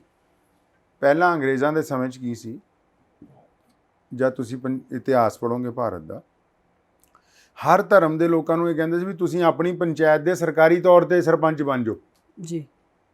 ਮਤਲਬ ਸ਼ਰੀਅਤ ਦੇ ਜਿੰਨੇ ਫੈਸਲੇ ਹੋਣਗੇ ਅਸੀਂ ਤੁਹਾਨੂੰ ਅਧਿਕਾਰ ਦਿੰਦੇ ਹਾਂ ਵੀ ਤੁਹਾਡੇ ਕੋਲ ਹੀ ਹੋਣਗੇ ਉਹ ਪੂਰੇ ਸਟੇਟ ਦੇ ਜੀ। ਤੇ ਉਹ ਸ਼ਾਹ ਜੀ ਨੇ ਕਿਹਾ ਕਿ ਨਹੀਂ, ਰੋਜ਼ੇ ਚੱਲਦੇ ਪਏ, ਮੈਂ ਇਹ ਪੇਸ਼ਕਸ਼ ਨਹੀਂ ਕਬੂਲ ਕਰਦਾ। ਡੀਸੀ ਕਹਿੰਦਾ ਜੀ ਮੈਂ ਰੋਜ਼ਿਆਂ ਤੋਂ ਬਾਅਦ ਆ ਜਾਊਂਗਾ ਜੀ। ਰੋਜ਼ਿਆਂ ਤੋਂ ਬਾਅਦ ਫਿਰ ਡੀਸੀ ਆ ਗਿਆ, ਕਹਿੰਦਾ ਜਨਾਬ, ਉਹ ਕਹਿੰਦੇ ਯਾਰ ਮੈਂ ਤੈਨੂੰ ਤਾਂ ਟਾਲਦਾ ਸੀ ਵੀ ਮੈਂ ਅੰਗਰੇਜ਼ ਦਾ ਮੁਲਾਜ਼ਮ ਨਹੀਂ ਬਣਨਾ, ਜੇ ਮੈਂ ਤੁਹਾਡੀ ਮੁਲਾਜ਼ਮਤ ਕਰ ਲਈ ਤੇ ਮੇਰੀ ਨਸਲਾਂ ਦੇ ਵਿੱਚ ਗੁਲਾਮੀ ਜਿਹੜੀ ਹੈ ਉਹ ਸ਼ਾਮਲ ਹੋ ਜਾਏਗੀ ਜੀ। ਇਨਕਾਰ ਕਰ ਦਿੱਤਾ। ਉਸ ਤੋਂ ਬਾਅਦ ਫਿਰ ਸ਼ਾਹ ਅਬਦੁਲ ਕਾਦਰ ਸਾਹਿਬ ਲੁਧਿਆਣਵੀ ਨੇ ਇੱਕ ਮੂਵਮੈਂਟ ਸ਼ੁਰੂ ਕੀਤੀ ਕਿ ਲੋਕਾਂ ਨੂੰ ਅੰਗਰੇਜ਼ ਦੇ ਫਿਤਨਿਆਂ ਤੋਂ ਜਾਗਰੂਕ ਕਰਾਇਆ ਜਾਏ। ਇਹੀ ਵਜ੍ਹਾ ਸੀ ਕਿ ਜਦ ਬਹਾਦਰ ਸ਼ਾਹ ਜ਼ਫਰ ਨੂੰ ਪਤਾ ਲੱਗਿਆ ਕਿ ਪੰਜਾਬ 'ਚ ਸ਼ਾਹ ਅਬਦੁਲ ਕਾਦਰ ਜੈਸਾ ਇੱਕ ਮੌਲਵੀ ਹੈ, ਤੇ ਉਹਨੇ ਜਦੋਂ 1857 ਦੀ ਜੰਗ ਆਜ਼ਾਦੀ ਦਾ ਜਿਹੜਾ ਖਾਕਾ ਤਿਆਰ ਕੀਤਾ ਜੀ, ਤੇ ਜਿਹੜੀਆਂ ਚਿੱਠੀਆਂ ਜਾਰੀ ਹੋਈਆਂ ਉਹ ਦਿੱਲੀ ਤੋਂ ਜਿੱਦਾਂ ਸਾਰੀ ਸਟੇਟਾਂ ਨੂੰ ਭੇਜੀਆਂ ਗਈਆਂ, ਤੇ ਪੰਜਾਬ ਦੇ ਲਈ ਉਹ ਚਿੱਠੀ ਸ਼ਾਹ ਅਬਦੁਲ ਕਾਦਰ ਸਾਹਿਬ ਲੁਧਿਆਣਵੀ ਨੂੰ ਲੁਧਿਆਣਾ ਸ਼ਾਹੀ ਮਸਜਿਦ 'ਚ ਭੇਜੀ ਗਈ ਕਿ ਦੇਖੋ ਜੀ ਇੱਦਾਂ ਇੱਦਾਂ। ਔਰ ਮਾਸਟਰ ਤਾਰਾ ਸਿੰਘ ਜੀ ਦੀ ਕਿਤਾਬ ਹੈ the history freedom movement of India, ਉਹ ਵੀ। ਫਿਰ ਵੀਰ ਸਾਵਰਕਰ ਦੀ ਕਿਤਾਬ ਹੈਗੀ ਹੈ ਜੀ, ਫਰੀडम ਮੂਵਮੈਂਟ 1857 ਜੀ। ਉਹਦੇ 'ਚ ਉਹਨਾਂ ਨੇ ਬੜਾ ਤਫਸੀਲ ਦੇ ਨਾਲ ਇਹਨਾਂ ਦਾ ਜ਼ਿਕਰ ਸ਼ਾਹ ਅਬਦੁਲ ਕਾਦਰ ਸਾਹਿਬ ਲੁਧਿਆਣਵੀ ਦਾ। ਅੱਜ ਕੱਲ੍ਹ ਤਾਂ ਸਰਕਾਰਾਂ ਨੂੰ ਯਾਦ ਨਹੀਂ ਖੈਰ, ਲੇਕਿਨ ਉਹ ਇਤਿਹਾਸਕ ਆਦਮੀ ਹੈ ਜਿਹਨੇ ਨਾ ਸਿਰਫ ਲੁਧਿਆਣਾ ਕਿਲ੍ਹਾ ਫਤਿਹ ਕੀਤਾ, ਲੁਧਿਆਣੇ ਨੂੰ ਫਤਿਹ ਕੀਤਾ, ਬਲਕਿ ਪੰਜਾਬ ਦੀਆਂ ਜਿੰਨੀਆਂ ਛਾਉਣੀਆਂ 'ਚ ਜਿਹੜੇ ਸਾਡੇ ਦੇਸੀ ਫੌਜੀ ਸੀ, ਜਦ ਉਹਨਾਂ ਨੇ ਬਗਾਵਤ ਕੀਤੀ ਤੇ ਉਹ ਦਿੱਲੀ ਜਾਣ ਦੀ ਬਜਾਏ ਪਹਿਲਾਂ ਲੁਧਿਆਣੇ ਮੌਲਾਨਾ ਅਬਦੁਲ ਕਾਦਰ ਲੁਧਿਆਣਵੀ ਕੋ ਆਏ ਜੀ। ਤੁਹਾਡਾ ਪਰਿਵਾਰ ਕਦੋਂ ਇੱਥੇ ਉਸਮਾਨ ਸਾਹਿਬ ਇੱਥੇ ਆਏ, ਲੁਧਿਆਣੇ ਆਏ ਜੀ? ਤੇ ਮੈਂ ਮੌਲਾਨਾ ਸ਼ਾਹ ਅਬਦੁਲ ਕਾਦਰ ਲੁਧਿਆਣਵੀ ਦੇ ਪਰਿਵਾਰ ਦੀ 10ਵੀਂ ਪੁਸ਼ਤ ਦੇ ਵਿੱਚੋਂ ਹਾਂ। 10ਵੀਂ ਪੁਸ਼ਤ, ਠੀਕ ਹੈ ਜੀ। ਤੇ ਕੀ ਉਸ ਤੋਂ ਇਲਾਵਾ ਗੱਲ 47 ਦੇ ਵੰਡ ਦੀ ਕੀਤੀ ਹੈ, ਉਸ ਸਮੇਂ ਕੀ ਮਾਹੌਲ ਸੀਗਾ ਜੀ? ਸਨ 1947 'ਚ ਇੱਦਾਂ ਹੈ ਕਿ ਜਿਹੜੇ ਸਭ ਤੋਂ ਵੱਡੇ ਆਜ਼ਾਦੀ ਘੁਲਾਟੀਏ ਮੌਲਾਨਾ ਹਬੀਬੁਰ ਰਹਿਮਾਨ ਲੁਧਿਆਣਵੀ ਜੀ, ਜਿਹੜੇ ਕੌਮੀ ਆਜ਼ਾਦੀ ਘੁਲਾਟੀਆਂ ਦੇ ਭਾਰਤ 'ਚ ਆਉਂਦੇ, ਉਹਨਾਂ ਦਾ ਪਹਿਲੇ ਦਿਨ ਤੋਂ ਇੱਕ ਫਲਸਫਾ ਰਿਹਾ ਉਹਨਾਂ ਦੇ ਪਰਿਵਾਰ ਦਾ ਕਿ ਦੇਖੋ ਦੋ ਕੌਮੀ ਨਜ਼ਰੀਏ ਦੇ ਨਾਲ ਭਾਰਤ ਦੀ ਆਜ਼ਾਦੀ ਨਾਲ ਲੜੀ ਜਾਏ ਜੀ, ਇੱਕ ਹੋ ਕੇ ਲੜੀ। ਅੰਗਰੇਜ਼ ਨੇ ਰੇਲਵੇ ਸਟੇਸ਼ਨਾਂ ਤੇ ਘੜੇ ਰਖਵਾਤੇ, ਉਹਨਾਂ ਤੇ ਲਿਖਤਾ ਹਿੰਦੂ ਪਾਣੀ ਮੁਸਲਮਾਨ ਪਾਣੀ। ਇੱਕ ਪਿਆਊ ਦੇ ਉੱਤੇ ਇੱਕ ਹਿੰਦੂ ਬਿਠਾਉਂਦੇ ਸੀ ਕਿ ਵੀ ਆਵਾਜ਼ ਮਾਰ ਕੇ ਪਾਓ ਵੀ ਹਿੰਦੂ ਪਾਣੀ ਪੀ ਲਓ ਜੀ। ਮੁਸਲਮਾਨ ਲੋਕਾਂ ਨੂੰ ਆਵਾਜ਼ ਮਾਰ ਕੇ ਕਹਿੰਦੇ ਮੁਸਲਮਾਨ ਪਾਣੀ ਪੀ ਲਓ ਜੀ। ਤੇ ਮੌਲਾਨਾ ਹਬੀਬੁਰ ਰਹਿਮਾਨ ਲੁਧਿਆਣਵੀ ਉਹ ਪਹਿਲਾ ਬੰਦਾ ਹੈ ਜਿਹਨੇ ਬਕਾਇਦਾ ਜਲਸਾ ਕਰਕੇ ਐਲਾਨ ਕੀਤਾ ਵੀ ਅਸੀਂ ਇੱਕੋ ਹੀ ਪਾਣੀ ਪੀਣਾ, ਦੋ ਨਹੀਂ ਪੀਣੇ। ਸਹੀ ਹੈ। ਔਰ ਫਿਰ ਲੁਧਿਆਣੇ ਤੋਂ ਪਿਸ਼ਾਵਰ ਤੱਕ ਸਾਰੇ ਘੜੇ ਪਨਵਾਏ, 2 ਸਾਲ ਉਹਦੇ 'ਚ ਵੀ ਕੈਦ ਕੱਟੀ। ਭਾਰਤ ਦੀ ਜੰਗ ਆਜ਼ਾਦੀ ਦੇ ਵਿੱਚ ਮੌਲਾਨਾ ਸ਼ਾਹ ਅਬਦੁਲ ਕਾਦਰ ਲੁਧਿਆਣਵੀ ਦਾ ਜਿਹੜਾ ਪਰਿਵਾਰ ਹੈ ਸਾਡਾ, ਸਭ ਤੋਂ ਜ਼ਿਆਦਾ ਅੰਗਰੇਜ਼ ਦੇ ਨਾਲ ਟਕਰਾਉਂਦੇ ਹੋਏ 150 ਸਾਲ ਲਗਾਤਾਰ ਜੰਗ ਜਿਹੜੀ ਹੈ ਜਾਰੀ ਰੱਖੀ। ਬਹੁਤ ਸਾਰੇ ਲੋਕ ਮੈਂ ਮੰਨਦਾ ਜਿਨ੍ਹਾਂ ਹੋਰ ਲੋਕਾਂ ਨੇ ਵੀ ਕੁਰਬਾਨੀਆਂ ਦਿੱਤੀਆਂ, ਲੇਕਿਨ ਕਿਸੇ ਨੇ 6 ਮਹੀਨੇ ਕੈਦ ਕੱਟੀ, ਕਿਸੇ ਨੇ 2 ਮਹੀਨੇ ਕੱਟੀ, ਕਿਸੇ ਨੇ 5 ਸਾਲ, ਕਿਸੇ ਨੇ 7 ਸਾਲ। ਕੱਲੇ ਮੌਲਾਨਾ ਹਬੀਬੁਰ ਰਹਿਮਾਨ ਲੁਧਿਆਣਵੀ ਨੇ 14 ਸਾਲ 8 ਮਹੀਨੇ ਜਿਹੜੇ ਕੱਲੀ ਕੈਦ ਹੈ ਜਿਹੜੀ ਭਾਰਤ ਦੇ ਸੁਤੰਤਰਤਾ ਸੈਨਾਨੀਆਂ 'ਚੋਂ ਸਭ ਤੋਂ ਜ਼ਿਆਦਾ ਜੀ। ਔਰ ਬੜੀ ਬਾਤ ਇਹ ਕਿ ਸਾਰੇ ਪਰਿਵਾਰ 'ਚ ਜਿਹੜੇ 150 ਸਾਲ ਦੇ ਵਿੱਚ ਕਿਸੇ ਇੱਕ ਬੰਦੇ ਨੇ ਨਾ ਸਰਕਾਰ ਦੀ ਮੁਲਾਜ਼ਮਤ ਕੀਤੀ ਜੀ, ਔਰ ਨਾ ਹੀ 1947 ਤੋਂ ਬਾਅਦ ਜਦੋਂ ਤਾਮ ਪੱਤਰ ਮਿਲਣੇ ਸ਼ੁਰੂ ਹੋਏ, ਪੈਨਸ਼ਨਾਂ ਮਿਲਣੀਆਂ ਸ਼ੁਰੂ ਹੋਈਆਂ, ਪੈਟਰੋਲ ਪੰਪ ਵੰਡੇ ਗਏ, ਜਾਇਦਾਦਾਂ ਵੰਡੀਆਂ ਗਈਆਂ, ਤੇ ਕੋਈ ਇੱਕ ਵੀ ਐਪਲੀਕੇਸ਼ਨ ਭਾਰਤ ਸਰਕਾਰ ਨੂੰ ਵੀ ਨਹੀਂ ਦਿੱਤੀ। ਇਹ ਕਿਹਾ ਕਿ ਅਸੀਂ ਆਪਣੀ ਮਾਤਰ ਭੂਮੀ ਦੇ ਲਈ ਲੜਾਈ ਲੜੀ ਹੈ ਜੀ, ਅਸੀਂ ਆਪਣੇ ਦੇਸ਼ ਨੂੰ ਆਜ਼ਾਦ ਕਰਾਉਣ ਦੇ ਲਈ ਲੜਾਈ ਲੜੀ, ਕਿਸੇ ਮੁਆਵਜ਼ੇ ਦੇ ਲਈ ਲੜਾਈ ਨਹੀਂ ਲੜੀ। ਤੇ ਇਹ ਲੁਧਿਆਣਾ ਦੀ ਜਿਹੜੀ ਇਤਿਹਾਸਕ ਜਾਮਾ ਮਸਜਿਦ ਹੈ, ਇਹਨੂੰ ਇਹ ਮਾਣ ਪ੍ਰਾਪਤ ਹੈ ਕਿ ਇੱਕ ਐਸਾ ਸਮਾਂ ਸੀਗਾ ਕਿ ਲੋਕ ਹਿੰਦੂ ਮੁਸਲਮਾਨਾਂ 'ਚ ਪਾੜ ਪਾਉਣਾ ਚਾਹੁੰਦੇ ਸੀ ਜੀ। ਤੇ ਮੌਲਾਨਾ ਸ਼ਾਹ ਅਬਦੁਲ ਕਾਦਰ ਲੁਧਿਆਣਵੀ ਨੇ ਸਾਂਝ ਪਾਈ ਸਤਿਗੁਰੂ ਪ੍ਰਤਾਪ ਸਿੰਘ ਨਾਲ, ਨਾਮਧਾਰੀਆਂ ਨਾਲ। ਉਹਨਾਂ ਦੀ ਕਿਤਾਬਾਂ ਤੁਸੀਂ ਚੱਕੋਗੇ ਉਹ 'ਚ ਸਾਡਾ ਜ਼ਿਕਰ ਤੁਹਾਨੂੰ ਮਿਲੇਗਾ ਜੀ। ਤੇ ਫਿਰ ਇੱਦਾਂ ਹੀ ਸਤਿਗੁਰੂ ਰਾਮ ਸਿੰਘ ਜੀ ਨੇ ਜਦੋਂ 1857 'ਚ ਉਹਨਾਂ ਦੀ ਕਿਤਾਬਾਂ ਚੱਕੋਗੇ ਤਾਂ ਉਹਦੇ 'ਚ ਵੀ ਤੁਹਾਨੂੰ ਸਾਡਾ ਜ਼ਿਕਰ ਮਿਲੇਗਾ ਜੀ। ਇਹਦੇ ਨਾਲ ਹੀ ਲਾਲਾ ਲਾਜਪਤ ਰਾਏ ਪੰਜਾਬ ਕੇਸਰੀ ਜਿਨ੍ਹਾਂ ਨੂੰ ਅਸੀਂ ਕਹਿੰਦੇ ਹਾਂ ਜੀ। ਤੇ ਉਹਨਾਂ ਦੇ ਨਾਲ ਮੌਲਾਨਾ ਹਬੀਬੁਰ ਰਹਿਮਾਨ ਲੁਧਿਆਣਵੀ ਨੇ ਲੰਬੀ ਸਾਂਝ ਪਾਈ ਹੈ। ਮਾਸਟਰ ਤਾਰਾ ਸਿੰਘ ਪੰਥ ਰਤਨ ਜੀ, ਉਹ ਅਕਸਰ ਆਉਂਦੇ ਰਹੇ, ਉਹਨਾਂ ਦੇ ਨਾਲ ਜੇਲ੍ਹਾਂ ਕੱਟੀਆਂ। ਜੀ। ਸਵਾਮੀ ਸ਼ਰਦਾਨੰਦ ਜੀ ਮਹਾਰਾਜ ਧਰਮਸ਼ਾਲਾ ਜੇਲ੍ਹ 'ਚ, ਉਹ ਮੌਲਾਨਾ ਹਬੀਬੁਰ ਰਹਿਮਾਨ ਲੁਧਿਆਣਵੀ, ਮਾਸਟਰ ਤਾਰਾ ਸਿੰਘ ਜੀ ਇਕੱਠੇ ਅੰਗਰੇਜ਼ ਦੇ ਖਿਲਾਫ ਬਹੁਤ ਲੰਬੀ ਕੈਦ ਜਿਹੜੀ ਹੈ ਇਹਨਾਂ ਲੋਕਾਂ ਨੇ ਗੁਜ਼ਾਰੀ ਹੈ ਜੀ। ਸਰਦਾਰ ਭਗਤ ਸਿੰਘ ਜਿਹੜੇ ਹੈ ਸ਼ਹੀਦ, ਜੀ। ਇਹ ਗੱਲ ਮੈਂ ਵਿੱਚ ਨੌਜਵਾਨਾਂ ਨੂੰ ਵੀ ਦੱਸਣਾ ਚਾਹੁੰਦਾ ਕਿ ਕਈ ਲੋਕਾਂ ਨੂੰ ਸ਼ਾਇਦ ਐਂ ਲੱਗਦਾ ਕਿ ਵੀ ਨਹੀਂ ਭਗਤ ਸਿੰਘ ਜੀ ਘਰੋਂ ਉੱਠੇ ਬਸ ਫੌਰਨ ਜਜ਼ਬਾ ਪੈਦਾ ਹੋਇਆ ਤੇ ਅੰਗਰੇਜ਼ ਨਾਲ ਟਕਰਾ ਗਏ। ਨਹੀਂ, ਸਰਦਾਰ ਭਗਤ ਸਿੰਘ ਸ਼ਹੀਦ ਦੇ ਦਾਦਾ ਜੀ, ਉਹਨਾਂ ਦੇ ਚਾਚਾ ਜੀ, ਉਹਨਾਂ ਦੇ ਪਿਤਾ ਜੀ ਸਰਦਾਰ ਕਿਸ਼ਨ ਸਿੰਘ ਜੀ ਪਹਿਲਾਂ ਤੋਂ ਹੀ ਅੰਗਰੇਜ਼ ਦੇ ਖਿਲਾਫ ਲੜਾਈ ਲੜ ਰਹੇ ਸੀ। ਖੂਨ ਦੇ ਵਿੱਚ ਉਹ ਚੀਜ਼ ਸੀਗੀ। ਹਾਂਜੀ, ਖੂਨ ਦੇ ਵਿੱਚ। ਮੌਲਾਨਾ ਹਬੀਬੁਰ ਰਹਿਮਾਨ ਲੁਧਿਆਣਵੀ ਔਰ ਸਰਦਾਰ ਕਿਸ਼ਨ ਸਿੰਘ ਦੇ ਖਿਲਾਫ ਇਕੱਠੇ ਕਿੰਨੇ ਮੁਕੱਦਮੇ ਲੁਧਿਆਣੇ 'ਚ ਅੰਗਰੇਜ਼ ਦੇ ਖਿਲਾਫ ਹੈ। ਜੀ। ਉਸ ਪਰਿਵਾਰ ਦੇ ਨਾਲ ਅਸੀਂ 50 ਸਾਲ ਦੀ ਸਾਂਝ ਪਾਈ ਹੈ। ਜੀ। ਅੱਜ ਵੀ ਉਹਨਾਂ ਦੇ ਨਾਲ ਸਾਡੇ ਪਰਿਵਾਰਕ ਜਿਹੜੇ ਤਾਲੁਕਾਤ ਹੈ। ਜੀ। ਤੇ ਭਗਤ ਸਿੰਘ ਦੇ ਬੁੱਤ ਨਾਲ ਖੜ ਕੇ ਫੋਟੋ ਖਿਚਾਣੀ ਸੌਖੀ ਹੈ, ਲੇਕਿਨ ਜਿਸ ਦੌਰ ਦੇ ਵਿੱਚ ਭਗਤ ਸਿੰਘ ਦੇ ਖਿਲਾਫ, ਪਰਿਵਾਰ ਦੇ ਖਿਲਾਫ ਵਾਰੰਟ ਨਿਕਲਦੇ ਸੀ, ਸਾਥ ਕੋਈ ਨਹੀਂ ਖੜਦਾ ਸੀ। ਜੀ। ਲੇਕਿਨ ਮੌਲਾਨਾ ਹਬੀਬੁਰ ਰਹਿਮਾਨ ਲੁਧਿਆਣਵੀ ਨੇ ਉਦੋਂ ਵੀ ਸਰਦਾਰ ਭਗਤ ਸਿੰਘ ਦੇ ਵਾਲਿਦ ਸਰਦਾਰ ਕਿਸ਼ਨ ਸਿੰਘ ਦੇ ਮੋਢੇ ਦੇ ਨਾਲ ਮੋਢਾ ਲਾ ਕੇ ਬਿਲਕੁਲ ਉਸਮਾਨ ਸਾਹਿਬ, ਜਿਵੇਂ ਅੱਜ ਦਾ ਸਮਾਂ, ਅੱਜ ਵੀ ਕਿਸੇ ਬੰਦੇ ਨੂੰ ਮਾੜਾ ਕੋਈ ਸਮਾਂ ਆਵੇ ਬੰਦਾ ਡਰ ਜਾਂਦਾ। ਹਾਲਾਂਕਿ ਅੱਜ ਕੱਲ ਉਸ ਤਰ੍ਹਾਂ ਦਾ ਸਿਸਟਮ ਨਹੀਂ ਹੈ। ਉਹ ਸਮਾਂ ਤਾਂ ਅੰਗਰੇਜ਼ਾਂ ਵੇਲੇ ਤਾਂ ਕੋਈ ਸੁਣਵਾਈ ਵੀ ਨਹੀਂ ਸੀ ਕਿਸੇ ਦੀ। ਜੀ। ਫਿਰ ਉਸ ਤੋਂ ਬਾਅਦ ਸੁਭਾਸ਼ ਚੰਦਰ ਬੋਸ ਜਿਹੜੇ ਹੈ ਜੀ, ਉਹ ਬਕਾਇਦਾ ਸਾਡੇ ਇੱਥੇ ਬਹੁਤ ਦਫਾ ਆਏ। ਉਹਨਾਂ ਦੇ ਨਾਲ ਮੌਲਾਨਾ ਹਬੀਬੁਰ ਰਹਿਮਾਨ ਲੁਧਿਆਣਵੀ ਦੇ ਬਹੁਤ ਅੱਛੇ ਤਾਲੁਕਾਤ ਸੀ। ਤਾਲੁਕਾਤ ਤਾਂ ਚੰਗੇ ਬਣੇ, ਕਾਂਗਰਸ ਦਾ ਜਦੋਂ ਅਧਿਵੇਸ਼ਨ ਹੁੰਦਾ ਸੀਗਾ ਮੌਲਾਨਾ ਹਬੀਬੁਰ ਰਹਿਮਾਨ ਲੁਧਿਆਣਵੀ ਉਹ 'ਚ ਸ਼ਾਮਲ ਹੁੰਦੇ ਸੀ। ਜੀ। ਕਾਂਗਰਸ ਦੇ ਅਧਿਵੇਸ਼ਨ 'ਚ ਸੁਭਾਸ਼ ਚੰਦਰ ਬੋਸ ਨੇ ਕਿਹਾ ਵੀ ਜਿਨ੍ਹਾਂ ਨੇ ਅਸੈਂਬਲੀ 'ਚ ਬੰਬ ਸੁੱਟੇ ਆ ਸਰਦਾਰ ਊਧਮ ਸਿੰਘ ਉਹਨਾਂ ਨੇ, ਵੀ ਮੈਂ ਉਹਨਾਂ ਦੇ ਨਾਲ। ਜੀ। ਤੇ ਸਾਰੀ ਅਸੈਂਬਲੀ ਚੁੱਪ ਹੋ ਗਈ।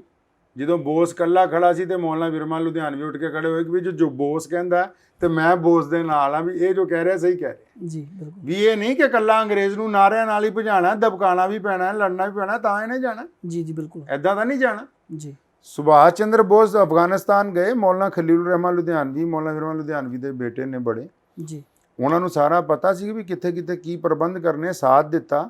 ਪਿਸ਼ਾਵਰ ਤੱਕ ਨਾਲ ਗਏ। ਜੀ। ਫਿਰ ਉਹ ਮੁਖਬਰੀ ਹੋਈ, ਉਸ ਤੋਂ ਬਾਅਦ ਲੁਧਿਆਣੇ ਗ੍ਰਿਫਤਾਰੀ ਹੋਈ, 2 ਸਾਲ ਉਹਦੇ ਲਈ ਕੈਦ ਕੱਟੀ ਹੈ। ਜੀ। ਭਗਤ ਸਿੰਘ ਦੇ ਸਾਥੀਆਂ ਨੂੰ ਜਦੋਂ ਅਸਲਾ ਪਹੁੰਚਾਇਆ, ਉਹਦੀ ਮੁਖਬਰੀ ਹੋਈ ਕਿ ਵੀ ਮਸਜਿਦ ਵਾਲੇ ਜਿਹੜੇ ਆ ਉਹਦਾ ਸਾਥ ਦਿੰਦੇ ਪਏ ਆ। ਉਹ 'ਚ ਵੀ ਕੋਤਵਾਲੀ 'ਚ ਗ੍ਰਿਫਤਾਰੀ ਹੋਈ, 2 ਸਾਲ ਉਹਦੇ ਵਿੱਚ ਕੈਦ ਕੱਟੀ ਹੈ। ਜੀ। ਹੁਣ ਤਾਂ ਇਹ ਕਹਿਣਾ ਆਸਾਨ ਹੈ ਨਾ ਜੀ ਕਿ ਤੁਸੀਂ ਕੌਣ ਹੋ, ਵੀ ਤੁਸੀਂ ਦੇਸ਼ ਦੇ ਲਈ ਕੀਤਾ ਕੀ। ਉਹ ਅਲਾਮਾ ਗਾਲਿਬ ਦਾ ਇੱਕ ਬਹੁਤ ਖੂਬਸੂਰਤ ਸ਼ੇਰ ਹੈ ਵੀ पूछते हैं वो कि गालिब कौन है, जी, कोई बतलाए कि हम बतलाएं क्या। दिल्ली 'ਚ ਗਾਲਿਬ ਜਾ ਰਹੇ ਸੀ ਨਾ, ਕਿਸੇ ਨੇ ਪੁੱਛਿਆ ਵੀ ਗਾਲਿਬ ਤੂੰ ਕੌਣ ਆ। जी, ਉਹ ਕਹਿੰਦਾ ਉਹਨੇ ਮੈਨੂੰ ਹੀ ਪੁੱਛਣ ਦੇ ਵੀ ਤੂੰ ਕੌਣ ਆ, ਵੀ ਮੈਂ ਇਹਨੂੰ ਦੱਸਾਂ ਕੋਈ ਹੋਰ ਦੱਸੂਗਾ ਵੀ ਮੈਂ ਕੀ ਹੈਗਾ। ਔਰ ਬਿਲਕੁਲ ਅੱਜ ਕੱਲ੍ਹ ਦਾ ਚੀਜ਼ੇ ਦੇ ਖੂਨ ਲਾ ਕੇ ਆਪ ਸ਼ਹੀਦ ਬਣੇ ਜਿਹੜੇ, ਜਿਹਨੇ ਸੱਚੀ ਕੋਈ ਦੇਸ਼ ਲਈ ਕੌਮ ਲਈ ਕੁਝ ਕੀਤਾ ਵਾ, ਉਹਨੂੰ ਕਹਿ ਦਿੰਦੇ ਵੀ ਇਹ ਬੰਦਾ ਕੌਣ ਆ। ਸੋ ਸਮਾਂ ਜੀ ਆਪਾਂ ਥੋੜਾ ਇਸ ਤੋਂ ਹਟ ਕੇ ਗੱਲ ਕੀਤੀ ਜਾਵੇ, ਜੇ ਗੱਲ ਕੀਤੀ ਜਾਵੇ ਦੁਆ ਦੀ, ਦੁਆ ਵਾਸਤੇ ਕਿਹੜੀ ਆ ਵਿਧੀ ਵਿਧਾਨ ਨੇ, ਕਿਹੜੀ ਚੀਜ਼ਾਂ ਦੀ ਧਿਆਨ ਰੱਖਣਾ ਪੈਂਦਾ ਵਾ, ਉਹ ਥੋੜਾ ਜਿਹਾ ਦੇਖੋ ਲੁਧਿਆਣੇ ਦੀ ਜਾਮਾ ਮਸਜਿਦ ਜਿਹੜੀ ਹੈ ਨਾ, ਕੋਈ ਵੀ ਜਿਹੜੀ ਜਾਮਾ ਮਸਜਿਦ ਹੁੰਦੀ ਹੈ ਪੂਰੇ ਵਿਸ਼ਵ ਦੀ ਜਾਂ ਆਮ ਮਸਜਿਦਾਂ,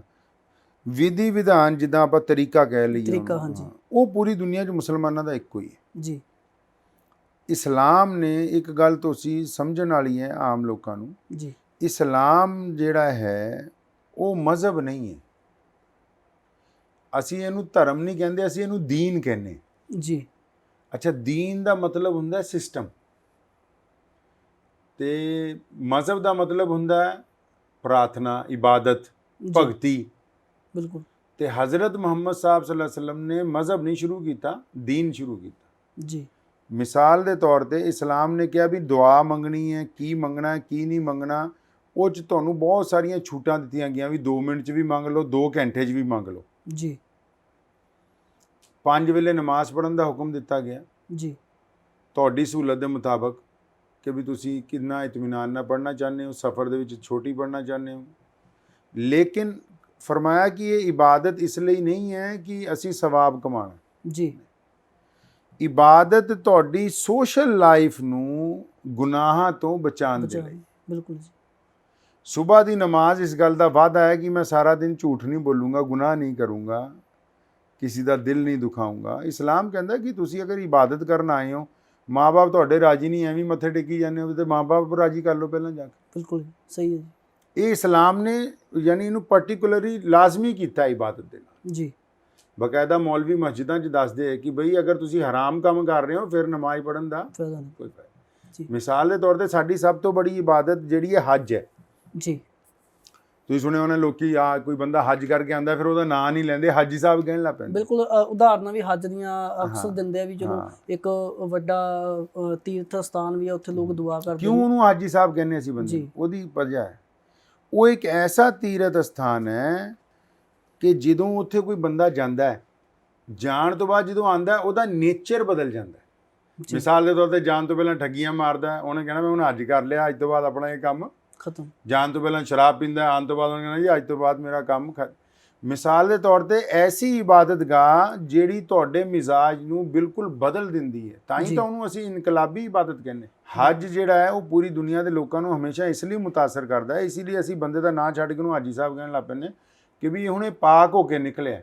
ਔਰ ਹਾਜੀ ਨੂੰ ਫਿਰ ਸ਼ਰਮ ਹੁੰਦੀ ਸਾਰੀ ਜ਼ਿੰਦਗੀ, ਉਹਨੂੰ ਪਤਾ ਹੁੰਦਾ ਕਿ ਮੈਂ ਹੱਜ ਕੀਤਾ ਤੇ ਇਹ ਫਲਾਨਾ ਗਲਤ ਕੰਮ ਜਿਹੜਾ ਮੈਂ ਨਹੀਂ ਕਰ ਸਕਦਾ। ਇਸੇ ਤਰ੍ਹਾਂ ਜਿਹੜੀ ਨਮਾਜ਼ ਹੈ ਸਾਡੀ, ਉਹ ਇਸ ਗੱਲ ਦੇ ਲਈ ਹੈ ਪਾਬੰਦ, ਜਦੋਂ ਅਸੀਂ ਨਮਾਜ਼ ਪੜ੍ਹਦੇ ਹਾਂ ਕਿ ਵੀ ਸਾਡੇ ਜਿਹੜੇ ਰੋਜ਼ਮर्रा ਦੇ ਮਾਮਲਾਤ ਹੈ ਦਿਨ ਦੇ, ਮਿਸਾਲ ਦੇ ਤੌਰ ਤੇ ਮਸਜਿਦ ਚੋਂ ਬਾਹਰ ਨਿਕਲੇ, ਕਿਸੇ ਦੀ ਧੀ ਭੈਣ ਜਾ ਰਹੀ ਹੈ, ਜੇ ਉਹ 'ਤੇ ਗਲਤ ਨਿਗਾਹ ਪਾਈ ਔਰ ਦਿਲ 'ਚ ਇਰਾਦਾ ਕਰ ਲਿਆ ਬੁਰਾਈ ਦਾ, ਕਰਤਾ ਤੁਸੀਂ ਨਹੀਂ ਨਾ ਸਕਦੇ ਜੀ, ਇਰਾਦਾ ਤਾਂ ਆ ਗਿਆ, ਇਰਾਦਾ ਕਰਦੇ ਹੋ ਨਾ, ਤੇ ਨਮਾਜ਼ ਇਸੀ ਇਰਾਦੇ ਤੋਂ ਰੋਕਦੀ। ਉਹ ਕਹਿੰਦੀ ਆਪਣੀ ਨਿਗਾਹ ਝੁਕਾਓ। ਉਹ ਕਹਿੰਦੀ ਇਹ ਤਾਂ ਠੀਕ ਹੈ ਕਿ ਔਰਤਾਂ ਨੂੰ ਪਰਦੇ ਦਾ ਹੁਕਮ ਦਿੱਤਾ, ਲੇਕਿਨ ਕੁਰਾਨ ਨੇ ਇਹ ਵੀ ਤਾਂ ਕਿਹਾ ਕਿ ਮਰਦ ਆਪਣੀ ਅੱਖਾਂ ਥੱਲੇ ਰੱਖੇ, ਨੀਵੀਆਂ ਰੱਖੋ ਜੀ। ਤੇ ਨਮਾਜ਼ ਸਾਨੂੰ ਹਮੇਸ਼ਾ ਸੋਸ਼ਲ ਲਾਈਫ ਦੇ ਵਿੱਚ ਇੱਕ ਸਪੋਰਟ ਕਰਦੀ ਹੈ ਜੀ, ਕਿਉਂਕਿ ਜਦੋਂ ਅਸੀਂ ਨਮਾਜ਼ ਪੜ੍ਹਨ ਆਉਂਦੇ ਹਾਂ ਜਾਂ ਨਮਾਜ਼ ਪੜ੍ਹ ਕੇ ਨਿਕਲਦੇ ਹਾਂ ਤੇ ਇੱਕ ਖੁਦਾ ਦਾ ਜਿਹੜਾ ਡਰ ਹੈ ਉਹ ਸਾਡੇ ਔਰ ਉਹਦੀ ਮੁਹੱਬਤ ਬਣਿਆ ਰਹਿੰਦਾ ਸਾਡੇ, ਉਹ ਦੋਨੋਂ ਚੀਜ਼ਾਂ ਜਿਹੜੀਆਂ ਉਹ ਤੁਹਾਡੇ ਨਾਲ ਜਿਹੜੀਆਂ ਬਣੀਆਂ ਨੇ ਜੀ। ਉਸਮਾਨ ਜੀ, ਇਸ ਤੋਂ ਇਲਾਵਾ ਗੱਲ ਕੀਤੀ ਜਾਵੇ, ਪਿੱਛੇ ਜੇ ਰੌਲਾ ਪਿਆ ਸੀ ਤਬਲੀਗੀ ਜਮਾਤ ਦਾ, ਸੋ ਉਹਦੇ ਬਾਰੇ ਥੋੜਾ ਕਲੀਅਰ ਕਰੋ ਵੀ ਕੀ ਇਹ ਜਮਾਤ ਕਿਸ ਤਰ੍ਹਾਂ ਕੰਮ ਕਰਦੀ, ਜਮਾਤ ਦਾ ਕੀ ਵੱਖਰੇਵਾ ਹੈ ਜੀ? ਤਬਲੀਗੀ ਜਮਾਤ ਜਿਹੜੀ ਉਹ ਸਾਡੇ ਧਰਮ ਦਾ ਹੀ ਇੱਕ ਹਿੱਸਾ ਹੈ, ਇੱਕ ਅੰਗ ਹੈ ਸਮਝ ਲਓ ਜੀ। ਤਬਲੀਗੀ ਜਮਾਤ ਜਿਹੜੀ ਹੈ ਉਹ ਤਾਂ ਸ਼ੁਰੂ ਕੀਤੀ ਵੀ ਜਿਨ੍ਹਾਂ ਲੋਕਾਂ ਨੂੰ ਨਮਾਜ਼ ਨਹੀਂ ਪੜ੍ਹਨੀ ਆਉਂਦੀ ਜੀ, ਉਹਨਾਂ ਨੂੰ ਨਮਾਜ਼ ਪੜ੍ਹਨ ਲਾਈ, ਜਿਹੜੇ ਸਮਾਜਿਕ ਬੁਰਾਈਆਂ 'ਚ ਫਸੇ ਹੋਏ ਉਹਨਾਂ ਨੂੰ ਕੱਢ ਕੇ ਇੱਧਰ ਲੈ ਆਈ ਜੀ। ਮੇਰਾ ਅੰਦਾਜ਼ਾ ਹੈ ਇਸ ਵੇਲੇ ਪੂਰੇ ਵਿਸ਼ਵ 'ਚ ਅਗਰ ਭਾਰਤ ਦਾ ਆਮ ਅੰਦਾਜ਼ਾ ਲਾਵਾਂ ਤੇ 5 ਕਰੋੜ ਬੰਦੇ, ਪੂਰੇ ਵਿਸ਼ਵ 'ਚ 10 ਕਰੋੜ ਬੰਦੇ ਇਸ ਵੇਲੇ ਘਰੋਂ ਬਾਹਰ ਨੇ, ਉਹ ਜਮਾਤ 'ਚ ਜਾ ਰਹੇ। ਜਮਾਤ ਅਸੀਂ ਕਹਿੰਦੇ, ਅਸੀਂ ਜਿੱਦਾਂ 10 ਬੰਦੇ ਹਾਂ, ਅਸੀਂ ਪ੍ਰੋਗਰਾਮ ਬਣਾਇਆ ਕਿ ਵੀ ਆਪਾਂ 10 ਦਿਨ ਦੇ ਲਈ ਜਾਂ 20 ਦਿਨ ਲਈ ਜਾਂ 1 ਮਹੀਨੇ ਲਈ, ਜ਼ਿਆਦਾ 40 ਦਿਨ ਲਈ ਜੀ ਆਪਾਂ ਇਕੱਠੇ ਹੋ ਕੇ ਬਾਹਰ ਜਾਣਾ ਜੀ। ਬਾਹਰ ਕਿੱਥੇ ਜਾਣਾ? ਕਿਸੇ ਵੀ ਨੇੜੇ ਦੀ ਮਸਜਿਦ 'ਚ ਜਾ ਕੇ ਆਪਣੇ ਬਿਸਤਰੇ ਲੈ ਗਏ, ਆਪਸ 'ਚ ਪੈਸੇ ਪਾ ਲਏ, ਕਿਸੇ ਕੋ ਚੰਦਾ ਨਹੀਂ ਮੰਗਣਾ ਜੀ, ਤਾਂ ਕਿ ਆਪਣਾ ਰੋਜ਼ ਦਾ ਫੂਡ ਜਿਹੜਾ ਉਹ ਖਰੀਦ ਲਈ। ਮਸਜਿਦ 'ਚ ਚਲੇ ਗਏ, ਉੱਥੇ ਰੁਕ ਗਏ, ਇਮਾਮ ਸਾਹਿਬ ਨੂੰ ਮਿਲੇ, ਉਹਨਾਂ ਨੂੰ ਪੁੱਛਿਆ ਵੀ ਕਿੰਨੇ ਨਮਾਜ਼ੀ ਆਉਂਦੇ, ਉਹਨਾਂ ਨੇ ਕਿਹਾ ਅੱਛਾ ਹੋਰ ਕਿੰਨੇ ਕਿੰਨੇ ਘਰ ਹੈਗੇ ਮੁਸਲਮਾਨਾਂ ਦੇ, ਉਹਨਾਂ ਨੇ ਕਿਹਾ ਕਿਹੜਾ ਨਮਾਜ਼ ਨਹੀਂ ਪੜ੍ਹਦਾ। ਉਹ ਜਾਣਕਾਰੀ ਲੈ ਕੇ ਜੀ ਫਿਰ ਉਹਨਾਂ ਲੋਕਾਂ ਦੇ ਘਰ ਜਾਣਾ ਜੀ, ਉਹਨਾਂ ਦੀ ਮਿਹਨਤ ਕਰਨੀ ਕਿ ਜਨਾਬ ਤੁਸੀਂ ਨਮਾਜ਼ ਕਿਉਂ ਨਹੀਂ ਪੜ੍ਹ ਰਹੇ ਜੀ, ਕਿਉਂਕਿ ਤੁਸੀਂ ਨਮਾਜ਼ ਪੜ੍ਹੋਗੇ ਤੇ ਮੀਆਂ ਬੀਵੀ ਦੀ ਲੜਾਈ ਖਤਮ ਹੋ ਜੂਗੀ, ਨਮਾਜ਼ ਪੜ੍ਹੋਗੇ ਤੁਹਾਨੂੰ ਨਹੁੰ ਚੰਗੀ ਲੱਗਣ ਲੱਗ ਪਊਗੀ, ਨਮਾਜ਼ ਪੜ੍ਹੇਗਾ ਤੇ ਬਾਪ ਤੇਰਾ ਪੁੱਤ ਜਿਹੜਾ ਤੇਰਾ ਕਹਿਣਾ ਮੰਨਣ ਲੱਗ ਪਊਗਾ ਜੀ। ਤੇ ਉਹਨਾਂ ਨੂੰ ਇਹ ਗੱਲ ਸਮਝਾਣੀ ਜੀ ਇੱਕ ਮਸਜਿਦ 'ਚ 3 ਦਿਨ ਰਹਿਣਾ ਜੀ, ਔਰ 3 ਦਿਨ ਰੋਜ਼ਾਨਾ, ਮਿਸਾਲ ਦੇ ਤੌਰ ਤੇ ਮੇਰਾ ਘਰ ਮਸਜਿਦ ਦੇ ਕੋਲ ਹੈ, ਮੈਂ ਮਸਜਿਦ 'ਚ ਨਹੀਂ ਆਉਂਦਾ, ਹੁਣ ਪਤਾ ਲੱਗਿਆ ਉਸਮਾਨ ਭਾਈ ਨਹੀਂ ਆ ਰਹੇ, ਉਹਨਾਂ ਰੋਜ਼ ਸ਼ਾਮ ਨੂੰ ਜਿੱਦਾਂ ਹੀ ਮੈਂ ਆਫਿਸ ਤੋਂ ਆਉਣਾ ਘਰ ਦੇ ਬਾਹਰ ਆਏ ਨਾ ਕਿ ਜਨਾਬ ਉਹ ਆਓ ਅੱਲਾ ਦੇ ਬੰਦੇ ਮਸਜਿਦ 'ਚ ਆਓ, ਜੇ ਰੱਬ ਨਾਲ ਕਾਹਤੇ ਰੁੱਠੇ ਹੋ ਤੁਸੀਂ ਜੀ। ਰੋਜ਼ ਤੁਹਾਡੀ ਮਿਹਨਤ ਕਰਕੇ ਮਸਜਿਦ 'ਚ ਲਿਆ। ਜੇ ਉਹਨਾਂ ਨੂੰ ਲੱਗਦਾ ਹੈ ਕਿ ਇਹਨਾਂ ਲੋਕਾਂ ਨੂੰ 3 ਦਿਨ ਤੋਂ ਜ਼ਿਆਦਾ ਮਿਹਨਤ ਦੀ ਲੋੜ ਹੈ ਤੇ ਉਹ ਆਪਣਾ ਟਾਈਮ ਇੱਥੇ ਹੋਰ ਵਧਾ ਦਿੰਦੇ। ਉਹਨਾਂ ਦਾ ਬਕਾਇਦਾ ਰੂਟ ਬਣਾਇਆ ਜਾਂਦਾ ਜੀ ਕਿ ਕਿਹੜੇ ਲੋਕ ਕਿਹੜੀ ਬੋਲੀ ਸਮਝ ਸਕਦੇ ਆ ਆਪਸ ਵਿੱਚ। ਜੀ ਇਹਨੂੰ ਕੋਈ ਇਹਦਾ ਬੈਂਕ ਅਕਾਊਂਟ ਨਹੀਂ, ਕੋਈ ਇਹਦੀ ਮਿਸ਼ਨਰੀ ਨਹੀਂ ਜੀ, ਬਸ ਜਿਹੜੇ ਉਹ 20 ਬੰਦੇ ਆ ਉਹਨਾਂ ਨੇ ਆਪਸ 'ਚ ਪੈਸੇ ਇਕੱਠੇ ਕਰਨੇ ਤੇ ਇਹ ਕੰਮ ਕਰਨਾ। ਇੱਕ ਰਜਿਸਟਰ ਲਾ ਲਿਆ ਕਿ ਉਹਦੇ 'ਚ ਇਹ ਹੈ ਵੀ ਕਿਹੜੀ ਜਮਾਤ ਕਿਹੜੀ ਮਸਜਿਦ 'ਚ ਜਾ ਰਹੀ ਹੈ, ਉਹਦੇ 'ਚ ਮੇਨਟੇਨ ਰੱਖੋ ਜੀ, ਤਾਂ ਕਿ ਐਸੀ ਮਸਜਿਦਾਂ 'ਚ ਇਹਨਾਂ ਨੂੰ ਭੇਜੀਏ ਜਿੱਥੇ ਲੋਕ ਨਮਾਜ਼ ਨਹੀਂ ਪੜ੍ਹਦੇ ਪਏ। ਤੁਸੀਂ ਅਗਰ 9/11 ਦੀ ਗੱਲ ਦੇਖੋਗੇ, ਜਦੋਂ ਅਮਰੀਕਾ 'ਚ ਵਰਲਡ ਟ੍ਰੇਡ ਸੈਂਟਰ ਗਿਰ ਗਏ ਤੇ ਉਸ ਤੋਂ ਬਾਅਦ ਪੂਰੀ ਦੁਨੀਆ 'ਚ ਮੁਸਲਮਾਨਾਂ ਨੂੰ ਕਹਿ ਦਿੱਤਾ ਕਿ ਵੀ ਇਹ ਟੈਰਰਿਸਟ ਬਿਲਕੁਲ ਜੀ, ਟੈਰਰਿਸਟ ਵੀ ਕਹਿ ਦਿੱਤਾ। ਉਹਦੇ ਬਾਵਜੂਦ ਅਗਰ ਤੁਸੀਂ ਹੁਣ ਯੂਰਪ 'ਚ ਜਾਓਗੇ, ਫਰਾਂਸ 'ਚ ਜਾਓਗੇ ਤੇ ਇਸਲਾਮ ਜਿਹੜਾ ਉਹ ਵੱਧ ਰਿਹਾ। ਇੱਕ ਗੱਲ ਹੈ, ਹੁਣ ਤੁਸੀਂ ਕਿਸੇ ਨੂੰ ਟੈਰਰਿਸਟ ਬਣਾ ਵੀ ਦਿੱਤਾ ਤੇ ਉਹਦਾ ਧਰਮ ਤਾਂ ਘਟਣਾ ਚਾਹੀਦਾ, ਵੱਧ ਕਿਉਂ ਰਿਹਾ? ਉਹਦੀ ਬੁਨਿਆਦੀ ਵਜ੍ਹਾ ਇਹੀ ਹੈ ਕਿ ਮੁਸਲਮਾਨ ਜਿਹੜੇ ਹੈ ਉਹ ਚਾਹੁੰਦੇ ਵੀ ਉਹਨਾਂ ਦੇ ਬੱਚੇ ਬੜੇ ਜਿਹੜੇ ਹੈ ਉਹ ਧਰਮ ਦੇ ਨਾਲ ਜੁੜੇ ਰਹਿਣ ਜੀ। ਜਦੋਂ ਜੁੜਨਗੇ, ਮਿਸਾਲ ਦੇ ਤੌਰ ਤੇ ਸਾਡਾ ਲੁਧਿਆਣਾ ਹੈ, ਕਿੰਨੇ ਮੁਸਲਮਾਨ ਹੈ, ਇੰਨੇ ਇਸਲਾਮੀ ਸਕੂਲ ਨਹੀਂ ਹੈ ਜੀ, ਇੱਕ ਇਸਲਾਮੀ ਸਕੂਲ ਹੈ ਸਿਰਫ, ਉਹ ਵੀ 8ਵੀਂ ਤੱਕ ਦਾ ਜੀ। ਸਾਡੇ ਬੱਚੇ ਜਿਹੜੇ ਕਨਵੈਂਟ ਸਕੂਲ 'ਚ ਪੜ੍ਹਦੇ, ਸਰਕਾਰੀ ਸਕੂਲ 'ਚ ਪੜ੍ਹਦੇ, ਜਿੱਥੇ ਮਰਜ਼ੀ ਪੜ੍ਹਨ, ਇੱਕ ਰੂਲ ਇਸਲਾਮ ਨੇ ਤੈਅ ਕੀਤਾ ਕਿ ਤੁਹਾਡਾ ਬੱਚਾ ਜਿਹੜੇ ਮਰਜ਼ੀ ਸਕੂਲ 'ਚ ਪੜ੍ਹੇ ਉਹ ਦਿਨੇ 2 ਘੰਟੇ ਲਈ ਮਸਜਿਦ ਜਾਣਾ ਚਾਹੀਦਾ ਜੀ, ਚਾਹੇ ਉਹ ਲੜਕਾ ਹੈ ਜਾਂ ਲੜਕੀ, ਉਹਨੂੰ ਮਸਜਿਦ ਜਾਣਾ।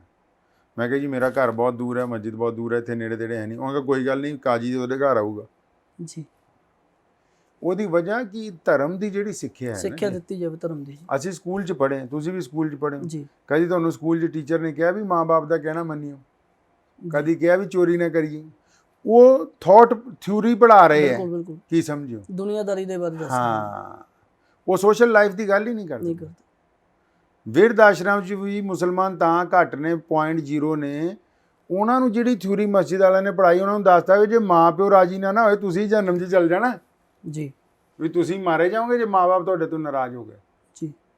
ਤੇ ਮਸਜਿਦਾਂ ਜਿਹੜੀਆਂ ਹੈ ਉਹ ਸਾਡੀ ਸੋਸ਼ਲ ਜਿਹੜੀ ਲਾਈਫ ਹੈ ਉਹਨੂੰ ਚੰਗਾ ਬਣਾਉਣ ਦੇ ਲਈ, ਹੁਣ ਇਹ ਕਹਿਣ ਨੂੰ ਕੋਈ ਕਹਿ ਦਿੰਦਾ ਜੀ ਮਸਜਿਦਾਂ 'ਚ ਕੋਈ ਮੀਟ ਖਿਲਾ ਰਿਹਾ ਜੀ, ਜਾਂ ਮਸਜਿਦਾਂ ਦੇ ਵਿੱਚ ਕੋਈ ਪੁੱਠੀ ਤਾਲੀਮ ਦੇ ਰਹੇ ਹੈ ਜੀ। ਅੱਜ ਤੱਕ ਤੁਹਾਨੂੰ ਕਿਸੇ ਮਸਜਿਦ ਦੀ ਕੋਈ ਐਸੀ ਵੀਡੀਓ ਨਹੀਂ ਮਿਲੇਗੀ, ਕਿਉਂਕਿ ਅੱਜ ਕੱਲ੍ਹ ਤਾਂ ਆਮ ਹੈ, ਚਲੋ ਕੈਮਰੇ ਵੀ ਲੱਗੇ ਹੋਏ ਆ ਹਰ ਜਗ੍ਹਾ, ਕਿ ਵੀ ਕਿਸੇ ਨੇ ਕੋਈ ਗਲਤ ਸਿੱਖਿਆ ਦੇਣ ਦੀ ਗੱਲ ਕੀਤੀ ਹੋਵੇ। ਮਸਜਿਦ ਦਾ ਮਤਲਬ ਸੋਸ਼ਲ ਲਾਈਫ ਦੇ ਵਿੱਚ ਜਿਹੜੀਆਂ ਬੁਰਾਈਆਂ ਹੈ ਜੀ ਉਹਨੂੰ ਕਿੱਦਾਂ ਖਤਮ ਕਰਦੇ ਜੀ। ਤੁਸੀਂ ਤਾਂ ਲੋਕਡਾਊਨ ਦੇ ਵਿੱਚ ਵਾਹਵਾ ਸੇਵਾ ਵੀ ਕੀਤੀ ਹੈ ਲੋਕਾਂ ਦੀ, ਲੁਧਿਆਣੇ ਵਾਸੀਆਂ ਦੀ ਸੇਵਾ ਵੀ ਕੀਤੀ ਹੈ। ਸੋ ਦਰਸ਼ਕਾਂ ਨੂੰ ਦੱਸਣਾ ਚਾਹੁੰਦੇ ਹਾਂ ਵੀ ਜਾਮਾ ਮਸਜਿਦ ਵੱਲੋਂ ਲਾਕਡਾਊਨ ਦੇ ਵਿੱਚ ਜਿਵੇਂ ਸਰਕਾਰ ਵੱਲੋਂ ਜਾਂ ਹੋਰ ਧਾਰਮਿਕ ਜਥੇਬੰਦੀਆਂ ਵੱਲੋਂ ਸੇਵਾ ਕੀਤੀ ਗਈ ਸੀ ਲੋਕਾਂ ਦੀ, ਤਾਂ ਇਸੇ ਤਰ੍ਹਾਂ ਮਸਜਿਦ ਵੱਲੋਂ ਵੀ ਲੋਕਾਂ ਨੂੰ ਲੰਗਰ ਦੀ ਗੱਲ ਕੀਤੀ ਜਾਵੇ ਜਾਂ ਹੋਰ ਜ਼ਰੂਰਤ ਦੇ ਸਮਾਨ ਦੀ ਗੱਲ ਕੀਤੀ ਜਾਵੇ, ਉਹ ਇਹਨਾਂ ਵੱਲੋਂ ਪਹੁੰਚਾਇਆ ਗਿਆ। ਮਹੀਨਾ 2 ਮਹੀਨੇ ਲਾਕਡਾਊਨ 'ਚ 4 ਮਹੀਨੇ ਖਿਦਮਤ 4 ਮਹੀਨੇ ਜੀ। ਲੇਕਿਨ ਉਹਦੇ 'ਚ ਅਲੱਗ ਗੱਲ ਇਹ ਹੈ ਜੀ ਕਿ ਅਸੀਂ ਪਹਿਲੇ ਦਿਨ ਬੜੇ ਸ਼ਾਹ ਇਮਾਮ ਸਾਹਿਬ ਨੇ ਐਲਾਨ ਕੀਤਾ ਕਿ ਵੀ ਅਸੀਂ ਰਾਸ਼ਨ ਵੰਡਾਂਗੇ ਜੀ, ਫੋਟੋ ਨਹੀਂ ਲਵਾਂਗੇ। ਔਰ ਤੁਸੀਂ ਅਗਰ ਅਖਬਾਰ ਚੱਕ ਕੇ ਦੇਖ ਲਓਗੇ ਤੇ ਅਸੀਂ ਜਿਨ੍ਹਾਂ ਲੋਕਾਂ ਤੱਕ ਸਮਾਨ ਪਹੁੰਚਾਇਆ, ਗਰੀਬ ਲੋਕਾਂ ਤੱਕ ਨਹੀਂ ਪਹੁੰਚਾਇਆ, ਮਿਡਲ ਕਲਾਸ ਲੋਕਾਂ ਤੱਕ ਪਹੁੰਚਾਇਆ, ਉਹਨਾਂ ਤੱਕ ਜਿਹੜੇ ਕਿ ਫੋਟੋ ਨਹੀਂ ਖਿਚਵਾਉਣਾ ਚਾਹੁੰਦੇ, ਜਿਹੜੇ ਮੰਗਦੇ ਵੀ ਨਹੀਂ ਜੀ। ਹਾਂ, ਔਰ ਹਜ਼ਰਤ ਮੁਹੰਮਦ ਸਾਹਿਬ ਨੇ ਇਹ ਸਾਨੂੰ ਉਦੋਂ ਸਿਖਾਇਆ, ਫਰਮਾਇਆ ਇੱਕ ਹੱਥ ਨਾਲ ਜਦ ਦੇਣਾ ਦੂਜੇ ਦੀ ਪਤਾ ਨਾ ਲੱਗੇ। ਇਸਲਾਮ ਦਾ ਜਿਹੜਾ ਕੁਰਾਨ ਸ਼ਰੀਫ ਹੈ ਨਾ ਜੀ, ਉਹਦੀ ਜਿਹੜੀ ਬੋਲੀ ਹੈ, ਜ਼ੁਬਾਨ ਜੀ, ਉਹ ਜਿਹੜੀ ਦੁਨੀਆ ਦੀਆਂ ਜਿਹੜੀਆਂ ਲੈਂਗੁਏਜ ਹੈ ਉਹ ਇਤੋਂ ਅਲੱਗ, ਉਹ ਅਲੱਗ ਇੱਦਾਂ। ਮਿਸਾਲ ਦੇ ਤੌਰ ਤੇ ਕੁਰਾਨ ਸ਼ਰੀਫ ਨੇ ਕਿਹਾ ਕਿ ਕਿਸੇ ਵੀ ਅਨਪੜ੍ਹ ਦੇ ਨਾਲ ਬਹਿਸ ਨਾ ਕਰੋ, ਵੀ ਇਹ ਗੁਨਾਹ ਹੈ ਜੀ। ਤੇ ਅਸੀਂ ਅਨਪੜ੍ਹ ਕਿਹਨੂੰ ਕਹਿੰਦੇ? ਜਿਹੜਾ ਸਕੂਲ ਹੀ ਨਹੀਂ ਗਿਆ, ਜਿਹਨੂੰ ਖਾਣ ਪੀਣ ਦਾ ਚੱਜ ਵੀ ਨਹੀਂ, ਕੱਪੜੇ ਪਾਉਣ ਦੀ ਤਮੀਜ਼ ਵੀ ਨਹੀਂ ਜੀ। ਲੇਕਿਨ ਕੁਰਾਨ ਨੇ ਉਹਨੂੰ ਅਨਪੜ੍ਹ ਨਹੀਂ ਕਿਹਾ। ਕੁਰਾਨ ਪਾਕ ਨੇ ਕਿਹਾ ਕਿ ਇੱਕ ਐਸਾ ਵਧੀਆ ਬੰਦਾ ਜਿਹੜਾ ਡਿਗਰੀ ਹੋਲਡਰ ਹੈ ਜੀ, ਅੱਛਾ ਬੋਲਦਾ ਹੈ, ਲੇਕਿਨ ਆਪਣੀ ਗਲਤ ਗੱਲ ਮਨਵਾਉਣ ਦੇ ਲਈ ਤੁਹਾਡੇ ਨਾਲ ਅੜ ਗਿਆ, ਅੜ ਗਿਆ ਜੀ, ਆਪਣੀ ਗਲਤ ਗੱਲ ਮਨਵਾਉਣ ਲਈ ਤੁਹਾਡੇ ਨਾਲ ਤੁਹਾਡੇ ਨਾਲ ਅੜ ਗਿਆ, ਆਪਣੀ ਅਣਖ ਦਾ ਮਸਲਾ ਬਣਾ ਲਿਆ ਕਿ ਗਲਤ ਫਤਵਾ ਹੀ ਜਾਰੀ ਕਰਨਾ ਹੈ। ਜੀ, ਕੁਰਾਨ ਨੇ ਕਿਹਾ ਵੀ ਇਹ ਜਾਹਲ ਹੈ, ਬਿਲਕੁਲ ਸਹੀ ਹੁਣ ਨਾ ਇਹਦੇ ਨਾਲ ਬਹਿਸ ਕਰੋ। ਜੀ, ਤੇ ਐਦਾਂ ਹੀ ਕੁਰਾਨ ਨੇ ਕਿਹਾ ਵੀ ਯਤੀਮਾਂ ਦੀ ਮਦਦ ਕਰੋ। ਫਰਮਾਇਆ ਖਾਣਾ ਖਿਲਾਉਣ ਲਈ ਨਹੀਂ ਕਿਹਾ ਤੁਹਾਨੂੰ, ਕੱਪੜੇ ਵੰਡਣ ਲਈ ਵੀ ਨਹੀਂ ਕਿਹਾ, ਪਾਣੀ ਪਿਲਾਉਣ ਲਈ ਵੀ ਨਹੀਂ ਕਿਹਾ।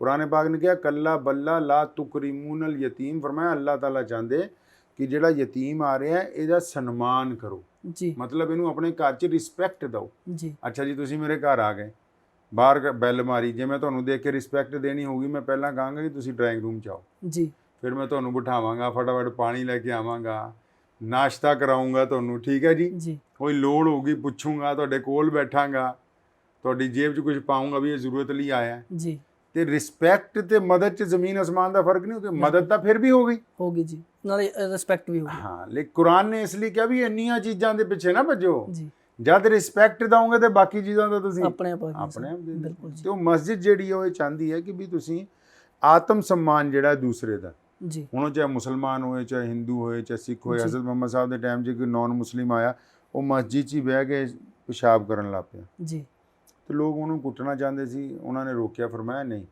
ਫਰਮਾਇਆ ਇਹਨੂੰ ਪਤਾ ਨਹੀਂ ਹੈ, ਪਤਾ ਨਹੀਂ, ਔਰ ਅਗਰ ਪਤਾ ਵੀ ਹੈ ਜਾਣਬੁੱਝ ਕੇ ਵੀ ਕਰ ਰਹੀ ਹੈ ਤੇ ਇਹਨੂੰ ਜ਼ਿਆਦਾ ਹੁਣ ਤੁਸੀਂ ਕੁੱਟੋਗੇ ਤੇ ਇਹਨੂੰ ਤਕਲੀਫ ਹੋਊਗੀ, ਪਿਸ਼ਾਬ ਵੀ ਵਿੱਚ ਰੁਕ ਜਾਏਗਾ। ਇਹ ਜਦੋਂ ਫਾਰਗ ਹੋ ਜਾਏ ਇਹਨੂੰ ਪਿਆਰ ਨਾਲ ਸਮਝਾਓ ਕਿ ਵੀ ਇਹ ਖੁਦਾ ਦਾ ਘਰ ਹੈ, ਇੱਥੇ ਇਦਾਂ ਦਾ ਕੰਮ ਨਹੀਂ ਕਰਨਾ। ਜੀ, ਮੁਹੱਬਤ ਦੇ ਨਾਲ ਜੋ ਕੰਮ ਕੀਤਾ ਜਾ ਸਕਦਾ ਬਿਲਕੁਲ ਹੈ ਜੀ, ਉਹ ਤਾਕਤ ਦੇ ਨਾਲ ਨਹੀਂ ਹੁੰਦਾ ਜੀ। ਹੋ ਨਹੀਂ ਸਕਦਾ। ਉਸਮਾਨ ਸਾਹਿਬ ਇੱਕ ਬਹੁਤ ਅਹਿਮ ਸਵਾਲ ਹੈ, ਅੱਜ ਦੇਸ਼ ਦੇ ਵਿੱਚ ਮਾਹੌਲ ਇੱਕ ਤਰ੍ਹਾਂ ਦਾ ਹਿੰਦੂ ਮੁਸਲਿਮ ਨੂੰ ਲੜਾਉਣ ਵਾਲਾ ਕ੍ਰੀਏਟ ਕੀਤਾ ਜਾ ਰਿਹਾ ਪੋਲੀਟੀਕਲ ਲੋਕਾਂ ਵੱਲੋਂ। ਸੋ ਕੁਝ ਮੈਂ ਕਹਿਣਾ ਚਾਹੁੰਦਾ ਕੁਝ ਮੀਡੀਆ ਵੀ ਇਸ ਦੇ ਵਿੱਚ ਬਹੁਤ ਬਣਦਾ ਰੋਲ ਆਪਣਾ ਘਟੀਆ ਰੋਲ ਅਦਾ ਕਰ ਰਿਹਾ ਵਾ, ਮੀਡੀਆ ਵੀ, ਨੈਸ਼ਨਲ ਮੀਡੀਆ ਸਾਡਾ। ਸੋ ਤੁਸੀਂ ਇੰਨੇ ਪੁਰਾਣੇ ਇੱਥੇ ਬੈਠੇ ਹੋ, ਤੁਹਾਡੀ ਫੈਮਲੀਆਂ ਪੀੜ੍ਹੀ ਦਰ ਪੀੜ੍ਹੀ ਇੱਥੇ ਬੈਠੇ ਹੋ, ਸੋ ਤੁਹਾਨੂੰ ਅਜਿਹੀ ਕੋਈ ਦਿੱਕਤ ਆਈ ਹੈ ਜੀ ਕਦੇ ਲੁਧਿਆਣੇ ਦੇਖੋ ਵਿੱਚ? ਲੁਧਿਆਣੇ 'ਚ ਪਹਿਲਾਂ 75% ਮੁਸਲਮਾਨ ਸੀ ਔਰ 20% ਹਿੰਦੂ ਭਾਈਚਾਰਾ ਸੀ ਜੀ, 47 ਤੋਂ ਪਹਿਲਾਂ, ਜੀ, ਤੇ 5% ਸਿੱਖ ਸੀ। ਈਸਾਈਆਂ ਦੀ ਗਿਣਤੀ 0.1% ਲੁਧਿਆਣੇ ਵਿੱਚ ਹੈ, ਕਦੇ? ਪਹਿਲਾਂ ਦੀ ਗੱਲ ਕਰ। ਜੀ, ਹਾਲਤ ਇਹ ਸੀ ਕਿ ਮਿਸਾਲ ਦੇ ਤੌਰ ਤੇ ਸਮਝੋ ਸਾਡਾ ਮਹੱਲਾ ਹੈ, ਜੀ, ਆਪਾਂ ਉੱਥੇ ਰਹਿੰਦੇ, ਤੁਸੀਂ ਨਿਕਲੇ, ਹੁਣ ਬਾਊ ਜੀ ਘਰੋਂ ਨਿਕਲੇ ਨੇ ਜੀ, ਤੇ ਰਾਹ 'ਚ ਕੋਈ ਮੁਸਲਮਾਨਾਂ ਦੀ ਕੁੜੀ ਮਿਲ ਗਈ ਤੇ ਉਹਨੇ ਕਿਹਾ ਚਾਚਾ ਜੀ ਸਲਾਮ, ਪੁੱਤਰਾ ਕਿੱਧਰ ਜਾ ਰਹੀ ਹੈ ਤੂੰ? ਜੀ, ਇਹ ਚਾਚਾ ਜੀ ਘਰ ਕੋਈ ਹੈ ਨਹੀਂ ਸੀ, ਮੈਂ ਬਾਜ਼ਾਰ ਸਮਾਨ ਲੈਣ ਜਾਣਾ, ਲਿਆਓ ਜੀ ਥੈਲਾ ਇੱਧਰ ਫੜਾਓ, ਮੈਂ ਲੱਗੀ, ਤੂੰ ਘਰ ਨੂੰ ਜਾ ਤੇ ਮੈਂ ਲੈਣਾ। ਇਹ ਲੁਧਿਆਣੇ ਦਾ ਕਲਚਰ ਰਿਹਾ ਜੀ, ਔਰ ਇਹ ਕਲਚਰ ਇੰਨਾ ਮਜ਼ਬੂਤ ਰਿਹਾ ਕਿ ਸੰਨ 1947 'ਚ ਪੰਜਾਬ ਦੇ ਸਾਰੇ ਸ਼ਹਿਰਾਂ 'ਚ ਬੇਇੰਤਹਾ ਕੱਟ ਵੱਢ ਹੋਈ, ਲੇਕਿਨ ਲੁਧਿਆਣਾ ਉਸ ਸਮੇਂ ਡਿਵੈਲਪ ਤਰੀਕੇ ਦੇ ਨਾਲ ਇੱਥੇ ਹਿਜਰਤ ਹੋਈ। ਮਤਲਬ ਜਿਹੜੀਆਂ ਲੜਾਈਆਂ ਹੋਈਆਂ 47 'ਚ ਅਗਸਤ, ਸਤੰਬਰ, ਅਕਤੂਬਰ ਦੇ ਦੌਰਾਨ, ਉਹਨਾਂ ਦੀ ਗਿਣਤੀ 0.10% ਹੈ, ਬਾਕੀ ਪੂਰੇ ਪੰਜਾਬ ਬਾਕੀ ਦੇ। ਪੰਜਾਬ, ਠੀਕ ਹੈ ਜੀ, ਹੱਤਾਂ ਕਿ ਬਾਪੂ ਕਿਸ਼ਨ ਸਿੰਘ ਜੀ ਇੱਥੇ ਹੁੰਦੇ ਸੀਗੇ, ਬਹੁਤ ਜੀ। ਬੜੇ ਲੀਡਰ ਸੀਗੇ ਕਾਂਗਰਸ ਦੇ, ਔਰ ਹਰਭਜਨ ਸਿੰਘ ਸੋਹਲ ਜੀ ਹੁੰਦੇ ਸੀ, ਜੀ, ਤੇ ਸਰਦਾਰੀ ਲਾਲ ਕਪੂਰ ਹੋ ਗਏ। ਹੂੰ, ਉਹ ਐਸਾ ਸਮਾਂ ਸੀ ਜਦੋਂ ਬਾਹਰੋਂ ਲੋਕੀ ਲੁੱਟ ਪਿੱਟ ਕੇ ਆ ਰਹੇ ਸੀਗੇ, ਇੱਧਰਲੇ ਉੱਧਰ ਜਾ ਰਹੇ ਸੀਗੇ, ਤੇ ਜਿਹੜੇ ਲੋਕੀ ਕਈ ਬਾਹਰੋਂ ਆਏ ਉਹਨਾਂ ਨੂੰ ਇਹ ਸ਼ੱਕ ਹੋਣ ਲੱਗ ਪਿਆ ਵੀ ਕਿਤੇ ਬਾਪੂ ਬਚਨ ਸਿੰਘ ਮੁਸਲਮਾਨ ਹੀ ਤਾਂ ਨਹੀਂ, ਵੀ ਇਹ ਮੁਸਲਮਾਨਾਂ ਨੂੰ ਬਚਾ ਕੇ ਕੱਢ ਰਿਹਾ। ਜੀ, ਮਤਲਬ ਆਪਸੀ ਭਾਈਚਾਰਕ ਸਾਂਝ ਜਿਹੜੀ ਹੈ ਸਾਡੇ ਪਰਿਵਾਰ ਨੇ, ਕਿਉਂਕਿ ਪਾਕਿਸਤਾਨ ਬਣਨ ਦੀ ਮੁਖਾਲਫਤ ਕੀਤੀ, ਮੁਹੰਮਦ ਅਲੀ ਜਿਨਾ ਸਾਹਿਬ ਵੀ ਇੱਥੇ ਆਉਂਦੇ ਰਹੇ, ਜੀ, ਤੇ ਪਾਕਿਸਤਾਨ ਬਣਨ ਦੀ ਤਾਂ ਮੁਖਾਲਫਤ ਕੀਤੀ। ਮੌਲਾਨਾ ਬਿਰਮਾ ਲੁਧਿਆਣਵੀ ਕਹਿੰਦੇ ਸੀ ਵੀ ਅਗਰ ਇਹ ਦੋ ਮੁਲਕ ਬਣ ਵੀ ਗਏ ਤੇ ਸਾਰੀ ਜ਼ਿੰਦਗੀ ਇੱਕ ਦੂਜੇ ਨੂੰ ਨੀਵਾਂ ਦਿਖਾਉਣ ਲਈ ਇੰਨਾ ਪੈਸਾ ਖਰਚਣਗੇ ਕਿ ਇਹਨਾਂ ਦੇ ਬੱਚੇ ਦੇ ਪੇਟ 'ਚ ਰੋਟੀ ਪੂਰੀ ਨਹੀਂ ਜਾਏ। ਅੱਜ ਹੋ ਵੀ ਉਹੀ ਰਿਹਾ ਜੀ।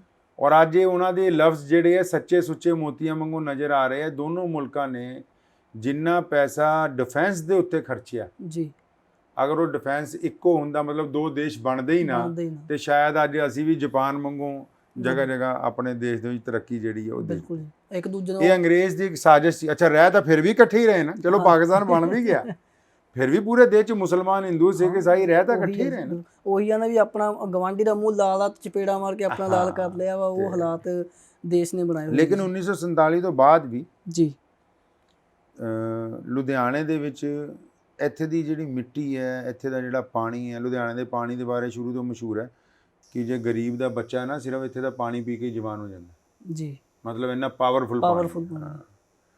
ਤੇ ਲੁਧਿਆਣੇ ਦੇ ਪਾਣੀ ਦੇ ਵਿੱਚ ਵੀ ਵਫਾਦਾਰੀ ਹੈ, ਇੱਥੇ ਦੀ ਮਿੱਟੀ ਦੇ ਵਿੱਚ ਵੀ ਪਿਆਰ ਹੈ, ਮੁਹੱਬਤ ਹੈ। ਤੇ ਜਿਹੜੇ ਲੋਕ ਆ ਕੇ ਪਾਕਿਸਤਾਨ ਨੂੰ ਵੀ ਵਸੇ, ਜੀ ਤੁਸੀਂ ਅਗਰ 1952 ਦੇ ਇਲੈਕਸ਼ਨ ਚੱਕੋਗੇ ਨਾ, ਤੇ ਉਹਦੇ ਵਿੱਚ ਵੀ ਜਦੋਂ ਭੀਮ ਸੈਨ ਸੱਚਰ ਤੇ ਸਾਡੇ ਦੀਵਾਨ ਜਗਦੀਸ਼ ਚੰਦਰ ਐਮਐਲਏ ਦਾ ਇਲੈਕਸ਼ਨ ਲੜੇ, ਜੀ ਤੇ ਉਹਦੇ ਸਟੇਜਾਂ ਤੇ ਮੌਲਾਨਾ ਹਬੀਬੁਰ ਰਹਿਮਾਨ ਲੁਧਿਆਣਵੀ ਨੂੰ ਤੁਸੀਂ ਆਜ਼ਾਦ ਭਾਰਤ 'ਚ ਤਕਰੀਰ ਕਰਦੇ ਸੁਣੋਗੇ, ਜਦ ਕਿ ਸੁਣਨ ਵਾਲਿਆਂ 'ਚ ਮੁਸਲਮਾਨ ਕੋਈ ਨਹੀਂ ਸੀ। ਜੀ ਤੇ ਇਹਦਾ ਕਹਿਣ ਦਾ ਮਤਲਬ ਇਹ ਹੈ ਕਿ ਵੀ ਇਸ ਸ਼ਹਿਰ ਦੇ ਵਿੱਚ ਹੋ ਸਕਦਾ ਹੈ ਕਿ ਇੱਕ ਦੋ ਲੋਕ ਤਾਂ ਹਰ ਜਗ੍ਹਾ ਕੱਟਰ ਹੁੰਦੇ ਆ, ਜੀ ਪਰ ਮੈਂ ਸਮਝਦਾ ਤਾਂ ਹੁੰਦੇ ਕਿ ਉਹਨਾਂ ਦੇ ਆਪਣੇ ਕੁਝ ਹਿੱਤ ਹੁੰਦੇ ਹੋਣਗੇ, ਰਾਜਨੀਤਿਕ ਹਾਂ ਰਾਜਨੀਤਿਕ ਹਿੱਤ ਸਮਝ ਲਓ। ਜੀ ਲੇਕਿਨ ਲੁਧਿਆਣਾ ਕਦੀ ਜਿਹੜਾ ਹੈ ਉਹ ਕੱਟਰਵਾਦ ਦੇ ਉੱਤੇ ਜੀ ਨਹੀਂ ਰਿਹਾ। ਲੁਧਿਆਣੇ ਦੇ ਲੋਕਾਂ ਨੇ ਕਿਸੇ ਕੱਟਰਪੰਥੀ ਨੂੰ ਤਸਲੀਮ ਨਹੀਂ ਕੀਤਾ ਕਦੀ ਵੀ। ਜੀ ਇਹ ਸ਼ਹਿਰ ਹਮੇਸ਼ਾ ਤੋਂ ਇਹ ਸੋਚਦਾ ਰਿਹਾ ਵੀ ਭੁੱਖੇ ਦਾ ਢਿੱਡ ਕਿੱਦਾਂ ਭਰਨਾ। ਜੀ 18ਵੀਂ ਸਦੀ 'ਚ ਇੱਥੇ ਇੰਡਸਟਰੀ ਲੱਗਣੀ ਸ਼ੁਰੂ ਹੋ ਗਈ ਸੀ, ਜੀ ਔਰ ਅੱਜ ਤੁਸੀਂ ਦੇਖ ਲਓ ਕਿ ਇੰਡਸਟਰੀ ਦਾ ਜਿਹੜਾ ਹੱਬ ਹੈ ਉਹ ਲੁਧਿਆਣਾ ਸ਼ਹਿਰ।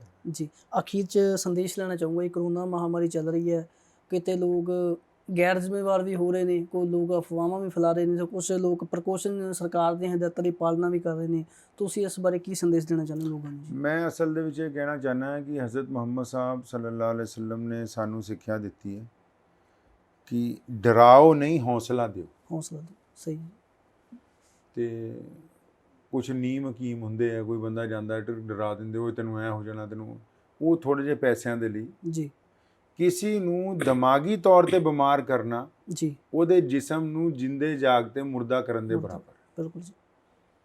ਪਰਿਵਾਰ ਦੇ ਲੋਕ ਵੀ, ਜਿਹੜੇ ਰਿਸ਼ਤੇਦਾਰ ਨੇ ਉਹ ਵੀ, ਸਾਰਿਆਂ ਨੂੰ ਬੇਨਤੀ ਹੈ ਕਿ ਅਗਰ ਕੋਈ ਬਿਮਾਰ ਹੁੰਦਾ ਹੈ ਤੇ ਉਹਨੂੰ ਹੌਸਲਾ ਦੇਣ ਦੀ ਗੱਲ ਹੈ। ਜਿੱਦਾਂ ਆਮ ਰਿਵਾਜ ਹੈ ਕਿ ਜਿੱਦਾਂ ਕਿਸੇ ਨੂੰ ਕੋਈ ਕੈਂਸਰ ਹੋ ਗਿਆ, ਕੋਈ ਬਿਮਾਰੀ ਹੋ ਗਈ, ਜਿਹੜਾ ਮਿਲਣ ਆਉਂਦਾ ਉਹ ਨਾਲ ਹੀ ਕਹਿੰਦਾ ਅੱਛਾ ਅੱਛਾ ਆਹੋ ਮੇਰੀ ਵੀ ਭੂਆ ਜੀ ਇਹਦੇ ਨਾਲ ਹੀ ਮਰੇ ਸੀ। ਅਗਲੇ ਨੂੰ ਹੋਰ ਲੱਗ ਜਾਂਦਾ ਕਿ ਵੀ ਸ਼ਾਇਦ ਪਤਾ ਨਹੀਂ। ਬਿਲਕੁਲ ਮਾਨਸਿਕ ਤੌਰ ਤੇ ਬਿਮਾਰ ਬੰਦਾ ਠੀਕ ਨਹੀਂ ਹੋ ਸਕਦਾ। ਕਰੋਨਾ ਮਹਾਮਾਰੀ ਪੂਰੇ ਵਿਸ਼ਵ ਦੇ ਲਈ ਹੈ, ਲੇਕਿਨ ਐਡੀ ਵੱਡੀ ਮਹਾਮਾਰੀ ਨਹੀਂ ਕਿ ਜਿਹਨੂੰ ਇਨਸਾਨ ਰੋਕ ਨਾ ਸਕੇ। ਰੋਕ ਨਾ ਸਕੇ, ਸਹੀ ਹੈ ਜੀ। ਦੋ ਤਰੀਕਾ ਹੁੰਦੀਆਂ ਨਾ ਕਿ ਕਹਿੰਦੇ ਕਿ ਲਾ ਇਲਾਜ ਹੋ ਗਿਆ, ਇਹ ਲਾ ਇਲਾਜ ਨਹੀਂ ਹੈ। ਜੀ ਆਪਾਂ ਚਾਹੀਏ ਤੇ ਆਪਣੀ ਵਿਲ ਪਾਵਰ ਨਾਲ ਹੀ ਇਹਨੂੰ ਬਿਲਕੁਲ ਥੱਲੇ ਡੇਗ ਸਕਦੇ ਹਾਂ, ਜੀ ਔਰ ਬਹੁਤ ਸਾਰੇ ਲੋਕਾਂ ਨੇ ਕੀਤਾ ਜੀ। ਕਰਕੇ ਵੀ ਦਿਖਾਇਆ। ਜੀ ਅਗਰ ਕਰੋਨਾ ਐਡੀ ਵੱਡੀ ਮਹਾਮਾਰੀ ਹੁੰਦੀ ਤੇ ਹੁਣ ਤੱਕ ਤਾਂ ਅੱਧੀ ਦੁਨੀਆ ਮੁੱਕ ਜਾਣੀ ਸੀ। ਜੀ ਤੇ ਇਸ ਲਈ ਅਗਰ ਕੋਈ ਬਿਮਾਰ ਹੈ ਜਾਂ ਕਰੋਨਾ ਹੀ ਨਹੀਂ, ਹੋਰ ਵੀ ਜਿਹੜੀਆਂ ਬਿਮਾਰੀਆਂ ਹੈ, ਹਜ਼ਰਤ ਮੁਹੰਮਦ ਸਾਹਿਬ ਨੇ ਹੁਕਮ ਫਰਮਾਇਆ ਕਿ ਵੀ ਲੋਕਾਂ ਦੇ ਦਿਲਾਂ ਨੂੰ ਤੋੜੋ ਨਾ, ਇਹਨਾਂ ਨੂੰ ਹੌਸਲਾ ਦਿਓ। ਹੌਸਲਾ ਦਿਓ, ਇਹੀ ਨੇਕੀ ਦਾ ਕੰਮ ਹੈ। ਜੀ ਤੁਸੀਂ ਅਗਰ ਉਹਨੂੰ ਪੈਸੇ ਨਹੀਂ ਦੇ ਸਕਦੇ, ਦਵਾ ਬੂਟੀ ਨਹੀਂ ਦੇ ਸਕਦੇ, ਇਹ ਤਾਂ ਕਹਿ ਸਕਦੇ ਹੋ ਵੀ ਮੈਂ 20 ਬੰਦੇ ਦੇਖੇ ਤੇਰੇ ਵਰਗੇ ਠੀਕ ਹੁੰਦੇ, ਸਹੀ ਗੱਲ ਹੈ। ਕਿ ਮਾਤਾ ਜੀ ਤੁਹਾਡੇ ਵਰਗੀਆਂ ਬੁੜੀਆਂ ਤੁਰ ਕੇ ਵਾਪਸ ਆ ਰਹੀਆਂ ਹਸਪਤਾਲ ਤੋਂ, ਜੀ ਅਗਲੇ ਨੂੰ ਹੌਸਲਾ ਹੋ ਜਾਂਦਾ, ਹੌਸਲਾ, ਦਿਲ ਨੂੰ ਤਸੱਲੀ ਹੋ ਜਾਂਦੀ ਕਿ ਵਾਕਈ ਮੈਂ ਕੋਈ ਐਸਾ ਬਿਮਾਰ ਨਹੀਂ ਕਿ ਮੈਂ ਨਹੀਂ ਠੀਕ ਹੋ ਸਕਦਾ। ਜੀ ਤੇ ਮੈਂ ਲੁਧਿਆਣੇ ਦੇ ਲੋਕਾਂ ਨੂੰ ਕਹਿਣਾ ਚਾਹੁੰਦਾ, ਖਾਸ ਕਰ ਯੂਟਿਊਬਰਸ ਨੂੰ ਵੀ, ਸਾਰਿਆਂ ਨੂੰ, ਔਰ ਜਿੰਨੇ ਸੋਸ਼ਲ ਮੀਡੀਆ ਦੇ ਉੱਤੇ ਲੋਕ ਕੰਮ ਕਰਦੇ ਨੇ ਉਹਨਾਂ ਨੂੰ ਮੈਂ ਕਹਿਣਾ ਚਾਹੁੰਦਾ ਕਿ ਕਰੋਨਾ ਮਹਾਮਾਰੀ ਦੇ ਵਿੱਚ ਆਪਾਂ ਲੋਕਾਂ ਨੂੰ ਹੌਸਲਾ ਦਈਏ। ਜੀ ਤੁਸੀਂ ਹੌਸਲਾ ਦਿਓਗੇ ਤਾਂ ਲੋਕੀ ਇਸ ਬਿਮਾਰੀ ਤੋਂ ਬਾਹਰ ਆ ਜਾਣਗੇ। ਜੀ ਬਹੁਤ ਬਹੁਤ ਧੰਨਵਾਦ ਉਸਮਾਨ। ਸੋ ਇਹ ਸਨ ਮੁਹੰਮਦ ਉਸਮਾਨ ਰਹਿਮਾਨ ਲੁਧਿਆਣਵੀ, ਜਿਨ੍ਹਾਂ ਨੇ ਆਪਣੇ ਵਿਚਾਰ ਰੱਖੇ ਨੇ। ਸੋ ਜਿਹੜੀ ਅਸੀਂ ਜਾਮਾ ਮਸਜਿਦ ਦਾ ਦੌਰਾ ਕੀਤਾ ਵਾ, ਸੋ ਇਹ ਜਿਹੜੀ ਜਾਮਾ ਮਸਜਿਦ ਹੈ ਇਹ 18ਵੀਂ ਸਦੀ ਦੇ ਵਿੱਚ ਬਣੀ ਹੈ। ਸੋ ਕਾਫੀ ਪੁਰਾਣਾ ਇਤਿਹਾਸ ਆ। ਸੋ ਜਿਹੜਾ ਇਹਨਾਂ ਦਾ ਪਰਿਵਾਰ ਹੈ, ਇਹਨਾਂ ਦਾ ਲੁਧਿਆਣਵੀ ਪਰਿਵਾਰ ਕਹਿ ਸਕਦੇ ਹਾਂ, ਇਹਨਾਂ ਦਾ ਜਿਹੜਾ ਪੀੜ੍ਹੀ ਦਰ ਪੀੜ੍ਹੀ ਹੈ, ਉਹਨਾਂ ਦਾ ਜਿਹੜੀ ਜੰਗੇ ਆਜ਼ਾਦੀ ਵਿੱਚ ਗੱਲ ਕੀਤੀ ਜਾਵੇ, ਦੇਸ਼ ਦੀ ਆਜ਼ਾਦੀ ਵਿੱਚ ਗੱਲ ਕੀਤੀ ਜਾਵੇ, ਜਾਂ ਰਾਜੇ ਮਹਾਰਾਜੇ ਸਮੇਂ ਦੀ ਗੱਲ ਕੀਤੀ ਜਾਵੇ, ਤਾਂ ਉਸ ਟਾਈਮ ਇਹਨਾਂ ਦੇ ਪਰਿਵਾਰ ਦਾ ਅਹਿਮ ਰੋਲ ਰਿਹਾ ਹੈ। ਸੋ ਹੋਰ ਵੀ ਲੁਧਿਆਣੇ ਬਾਰੇ ਗੱਲ ਕੀਤੀ ਜਾਵੇ, ਰਾਜਨੀਤੀ ਦੀ ਗੱਲ ਕੀਤੀ ਜਾਵੇ, ਆਪਣੇ ਵੱਡਮੁੱਲੇ ਵਿਚਾਰ ਉਸਮਾਨ ਸਾਹਿਬ ਨੇ ਰੱਖੇ ਨੇ। ਮੈਂ ਇੰਦਰਪਾਲ ਸਿੰਘ ਧੁੰਨਾ, ਕੈਮਰਾਮੈਨ ਹੈਰੀ ਦੇ ਨਾਲ, ਵੇਖਦੇ ਰਹੋ ਪ੍ਰਾਈਮ ਉਦੇ। ਸਤਿ ਸ਼੍ਰੀ ਅਕਾਲ।